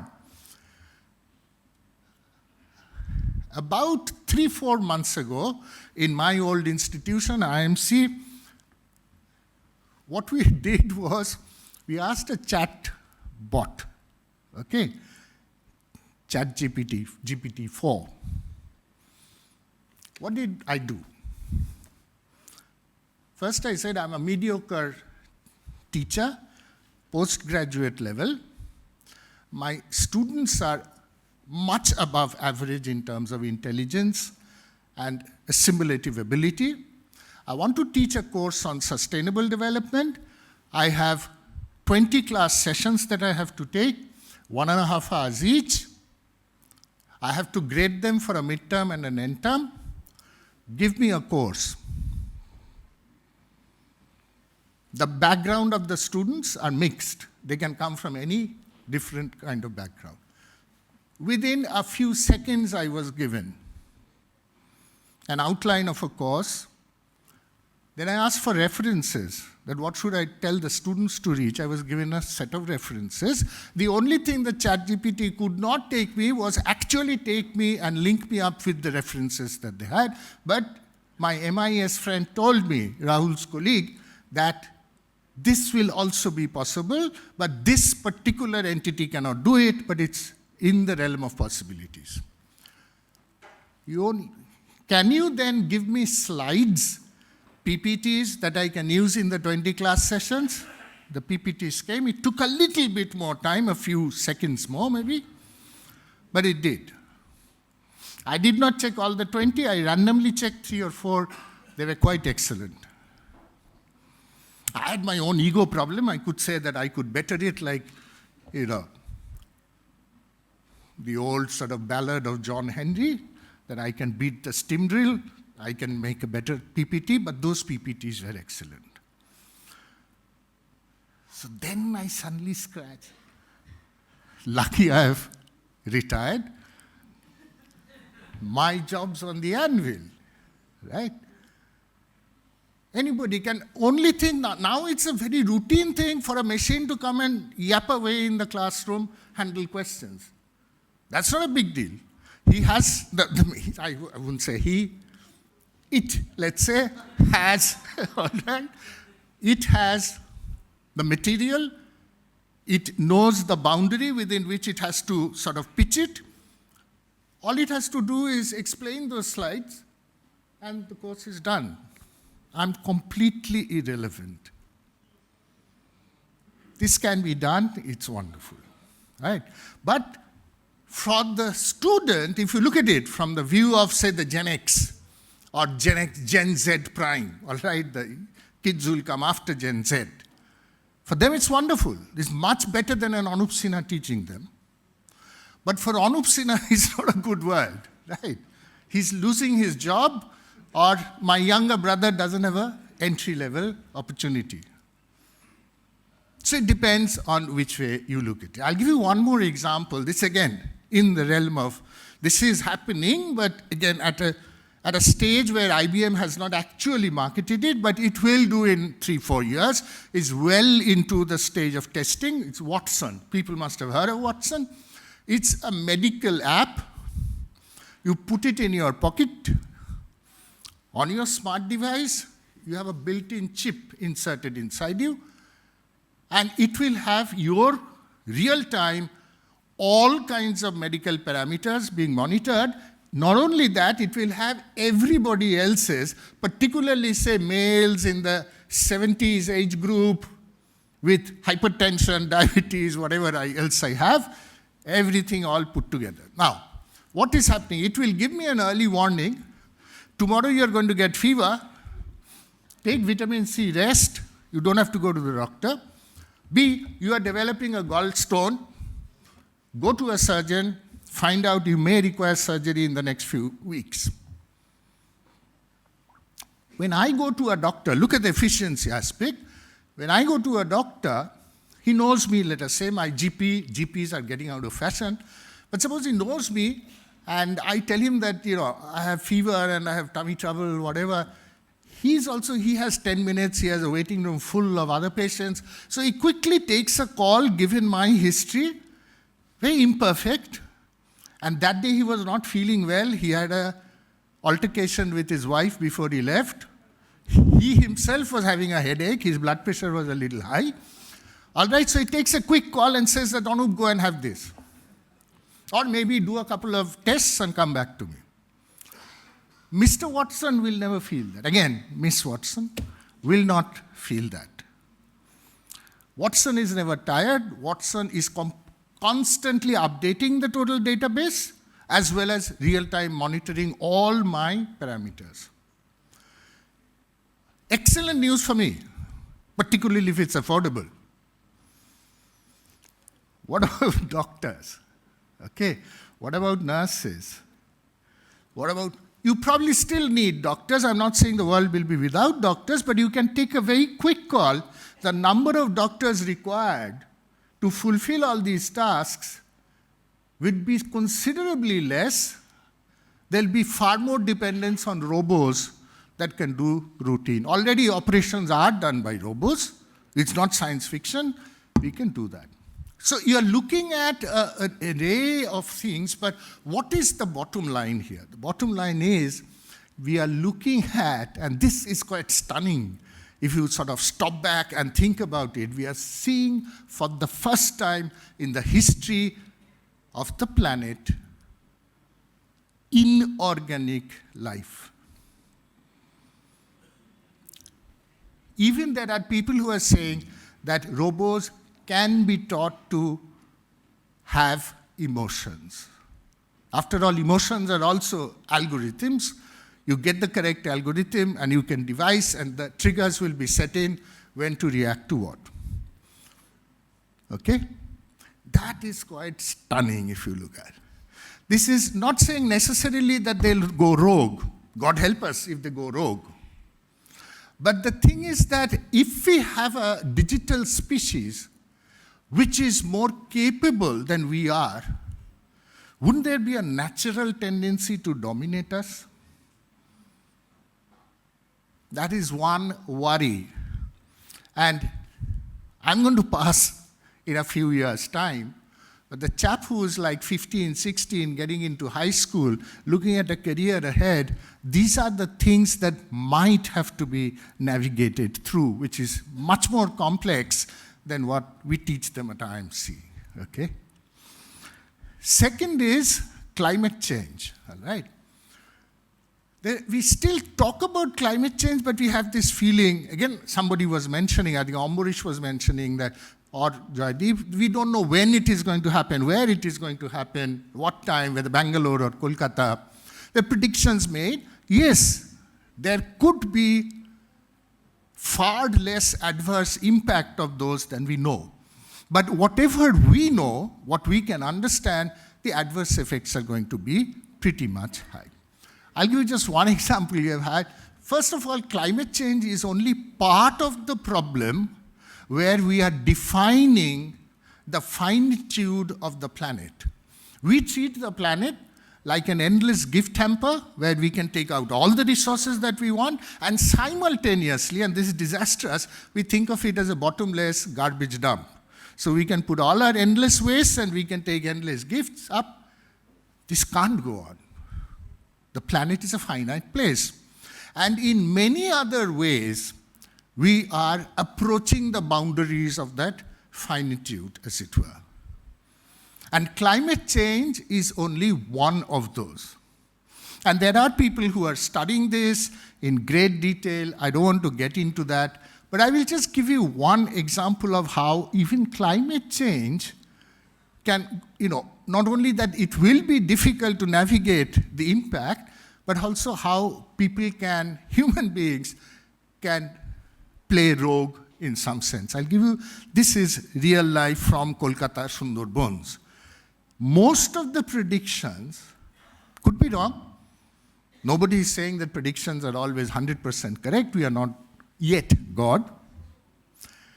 Is that by 2030 to 35, and this is IPCC's prediction, Kolkata will be underwater. Now, Kolkata being underwater, again, sounds quite alarming, right? We are going to drown and better look for a flat at the 35th level or whatever. No, they're saying Sundarbans will be flooded, and therefore the water level in Kolkata will be like 3 to 4 inches. Now you can say 3 to 4 inches is nothing. We navigate through that much worse than that entire monsoons. But think of that being a permanent feature. 4 inches of water, permanent feature in Kolkata. It's not going to be very healthy. All while this was being done, I'll give you just one example how people can fish in troubled waters, literally. During the COVID year, 2021, there was, 2021, people were crazily digging out health data, right? So there was, somebody pointed out that there was an outlier statistic that in the Sundarban area, close by, there was an astonishing rise in the number of women having to undergo hysterectomy. That's a surgical extraction of their uterus. This could happen to some woman. It's not unknown. In fact, at some age, it's quite prevalent also. But suddenly there is a sharp rise. So some people actually started finding out what was happening. To help the poor people of Sundarban, there's this group of doctors who go there to practice. What was happening is that a larger number of ladies were coming with urinogenital infections. And these doctors were sharpening their scalpels by doing a quick hysterectomy. They were getting money either from the poor people themselves or from some charitable organization which was promoting them. What was happening? go behind that layer, water table is rising. So when these ladies go out to fish in shallow waters or do transplanting, since the water level has risen, they are more prone to these waterborne infections. And that has led to this kind of attitude. This did not get too much of attention. This was something that some researcher put up, but it was sort of talked about for a while. But again, these are some of the challenges that climate change, that the reality of climate change that we will have to take a look at. I'll talk a little bit about economics, right? Again, we were talking quite a bit about the organization, how things are changing internally, the objectives, the purpose, people, planet, etc., etc. What has happened? Something curious is taking place.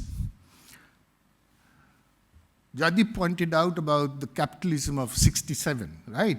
And how things started to change along that way. What we now have is that we have these super monopolies coming up in a way. That each of these big, so the world is being ruled gradually more and more and more as we live day by day by these big tech giants. It's the era of the tech giants. Why are the tech giants important? Tech giants are important because they control, own, manipulate, and analyze data. And with data, you get more control, you get more profitability also, all right? And the interesting thing about this is that it's a different kind of capitalism. In fact, some scholars are saying it's a return to a techno-feudalism, so to say.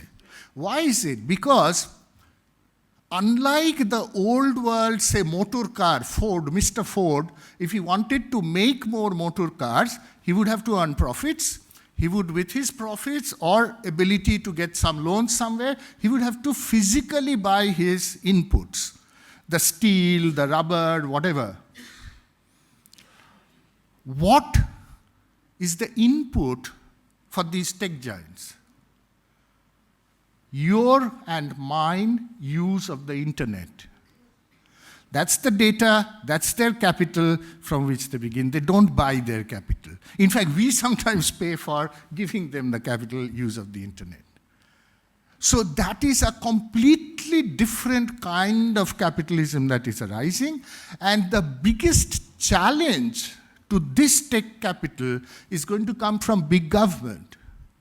Because the government, whoever controls the data, controls power and or profits. The corporates want it for profit, the governments want it for power.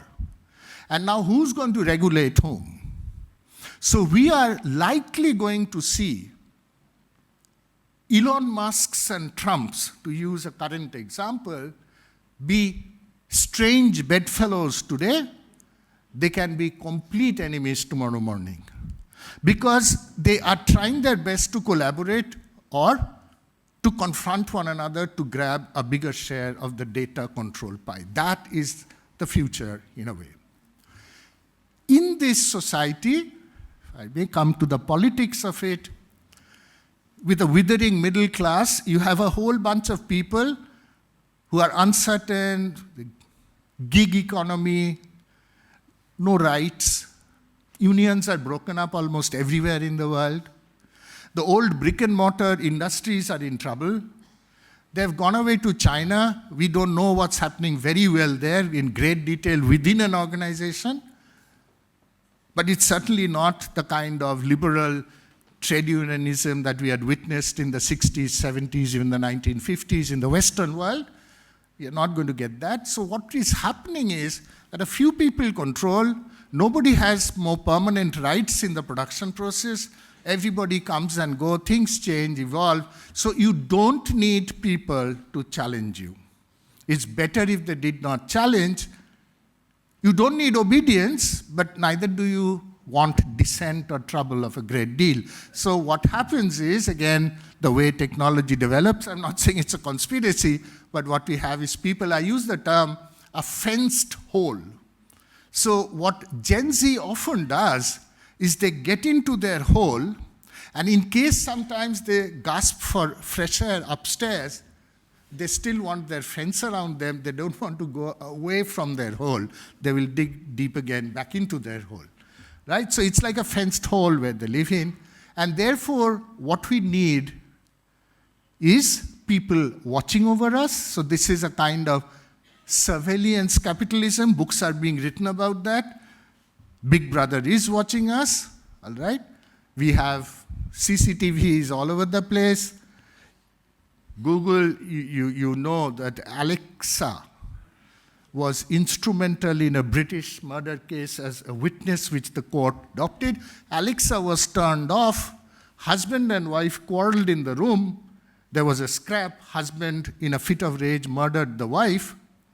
There was no other witness. Ultimately, Alexa picked up that. It was found that the Alexa had picked up the entire conversation.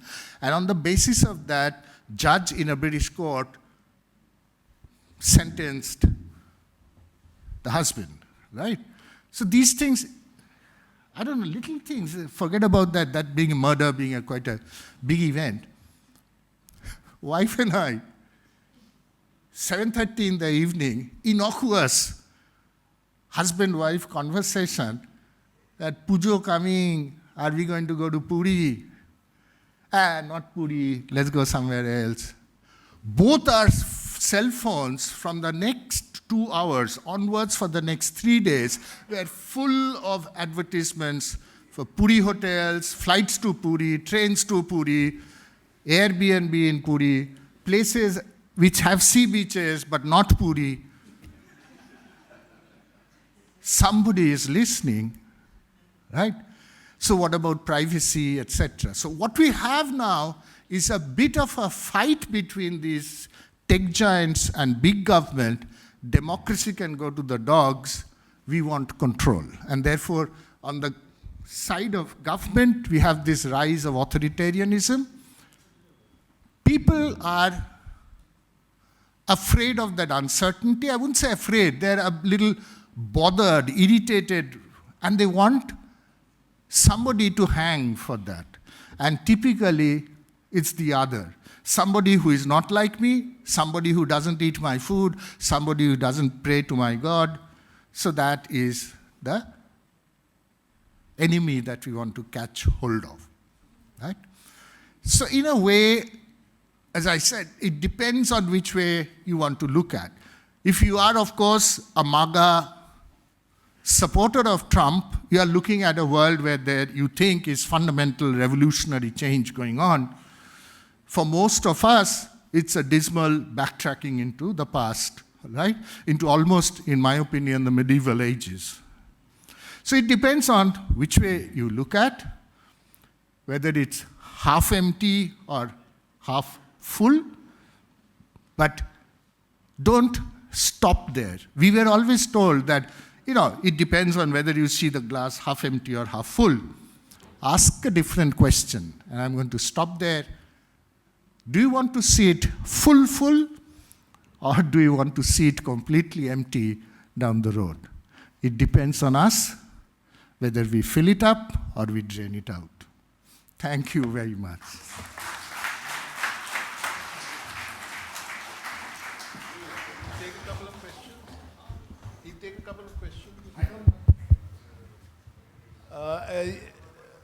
Professor Sinha has very kindly agreed to take a couple of questions, if anybody would. I have a dinner appointment, I told you just guys. 2 questions.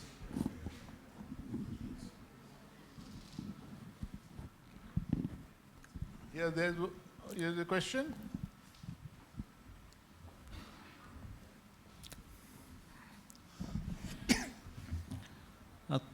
My name is Joydeep Datta. Thank you for this these beautiful insights.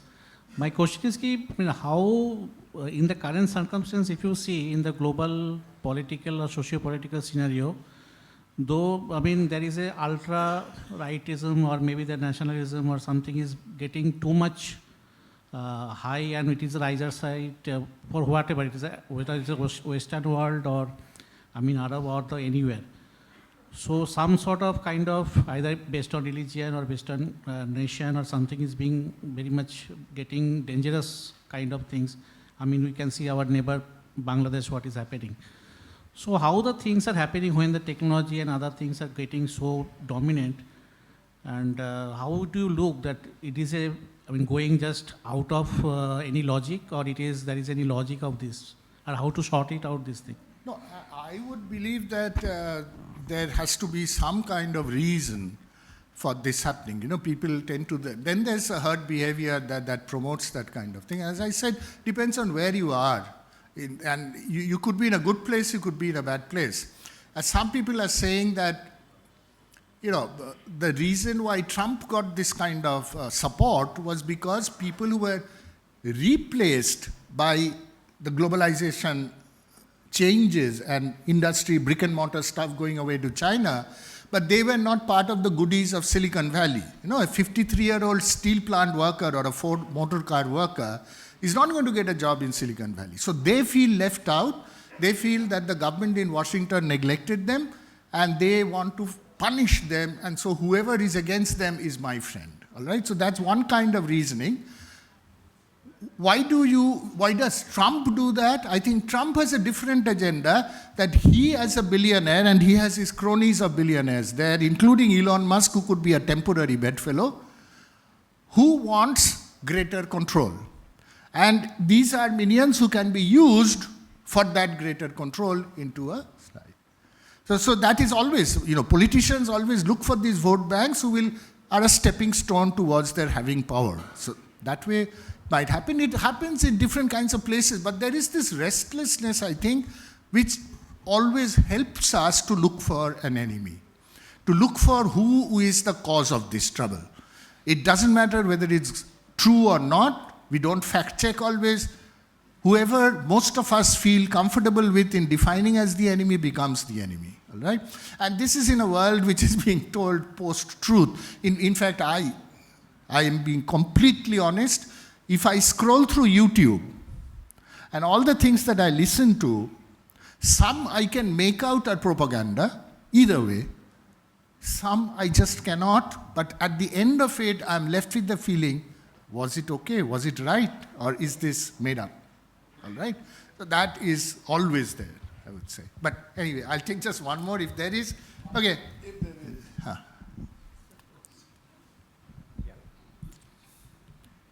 Thank you, Prof. My name is Gautam Mukhopadhyay. You talked about inequality during your talk. In fact, I was intended to ask a question to Mr. Koushik Chatterjee at the morning on this aspect itself. He was talking to us about what corporations can do, what role they can play and all that. So now we can very often see the Forbes lists and a lot of billionaires and millionaires' name are getting added. Although the governments have come up with socio-economic schemes, both central government, state government, corporations are doing CSRs and all that. Even then, the inequality is rising. In fact, as you said, that 1% is controlling the 97% or 98% of the global resources. So what do corporations can do? What is the remedy? Or it will be remaining like that, going on like this? The gap will widen. Thank you.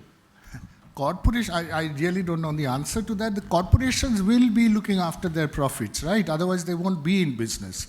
So if you don't play that game, you're not going to be there. And corporations, the whole corporate world is going to become more and more concentrated, in my opinion. Governments are trying to give this kind of social schemes, safety nets, etc. to a large extent. What people are talking about, that if you are now looking at, say, 10 years from now, as I said, there's a disappearing middle class and also a large number of standard jobs are going to go a-begging. There will be new jobs created, but those will be, I don't know the numbers, but they will certainly be for the super intelligent types. Because they will have to navigate that world of complex robotics and machine learning and artificial intelligence. That's not for the average guy. So there will be what many, again, scientists are saying, and social scientists, that there will be the rise of a big useless class, people who are unemployable. What do you do with that? From the economics of it, you hear voices being raised about the beginning of a universal basic income where somebody will have to pay. Because again, if you can't, Amazon can't keep on selling more on their platform if there are nobody else to buy. I must have the money to order something from Amazon. But if I am in a horrible state, then obviously Amazon will suffer. So there has to be some purchasing power in society, and that may be coming from the government in terms of a dole that is given out. Again, it might look for a very creative person, it might look that, oh, I don't have to work, I can paint pictures the whole day, but then a machine can paint much better pictures than you can. All right, we already have a full movie which is to be released, which has been done completely by AI. Okay? So, okay. So I think I'll stop. Thank you so much, and I'm afraid he has to leave. Big hand for him. And may I request Mr. Vibhor Tandon, Treasurer of Calcutta Management Association, to please come up on stage, and Mr. G.M. Kapoor is of course here. May I request both of them to kindly felicitate Dr. Anup Sinha.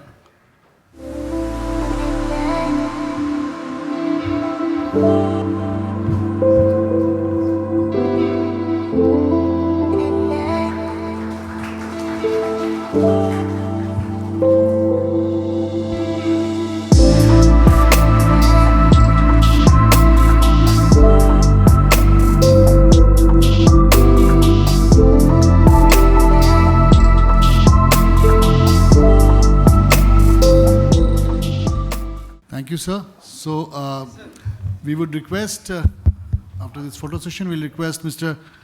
Vibhor Tandon to kindly propose the formal vote of thanks. And after that, we will request all of you to kindly come up on the third floor, the Bengal Lounge, for the dinner and the drinks.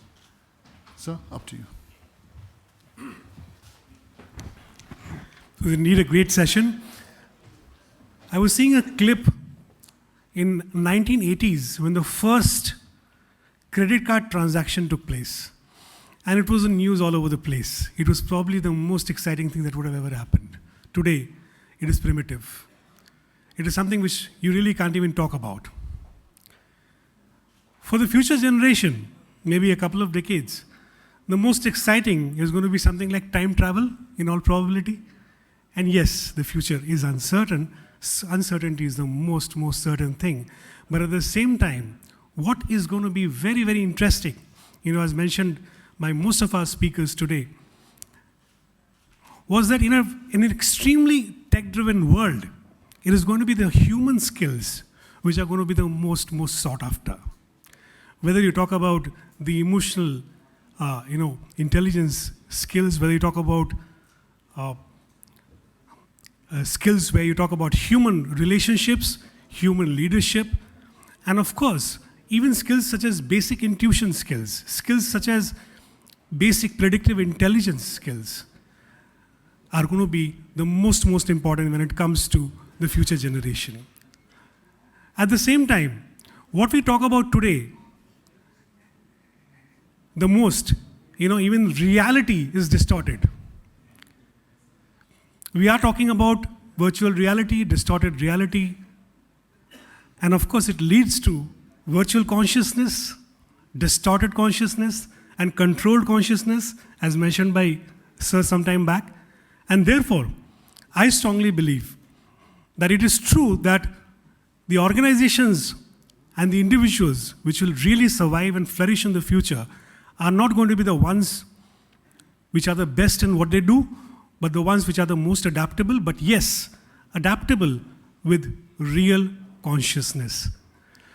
With this, I come to the end of this great session which we had today, and undoubtedly one of the best attended so far, with prolific speakers, with a lot of knowledge, and I really extend my heartfelt thanks to all our speakers, our keynote speaker, Koushik sir was there, our panelists, eminent panelists who have actually shared their vision, their knowledge, and their insights on what the future manager looks like.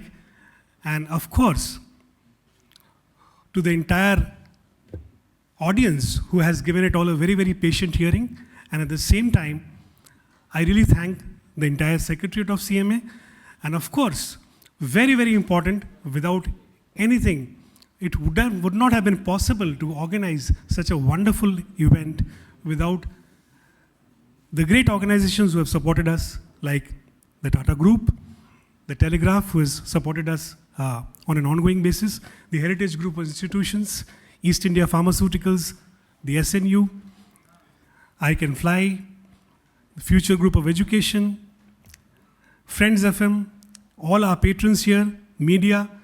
My heartfelt thanks also to all the former presidents who have been present here, graced the occasion, and really given us the pleasure of rubbing shoulders with them. And of course, my heartfelt thanks goes out to all the guests, the volunteers, and the students who have attended this. With this, I would request all of you to join us for dinner and cocktails. Thank you so much. Thank you.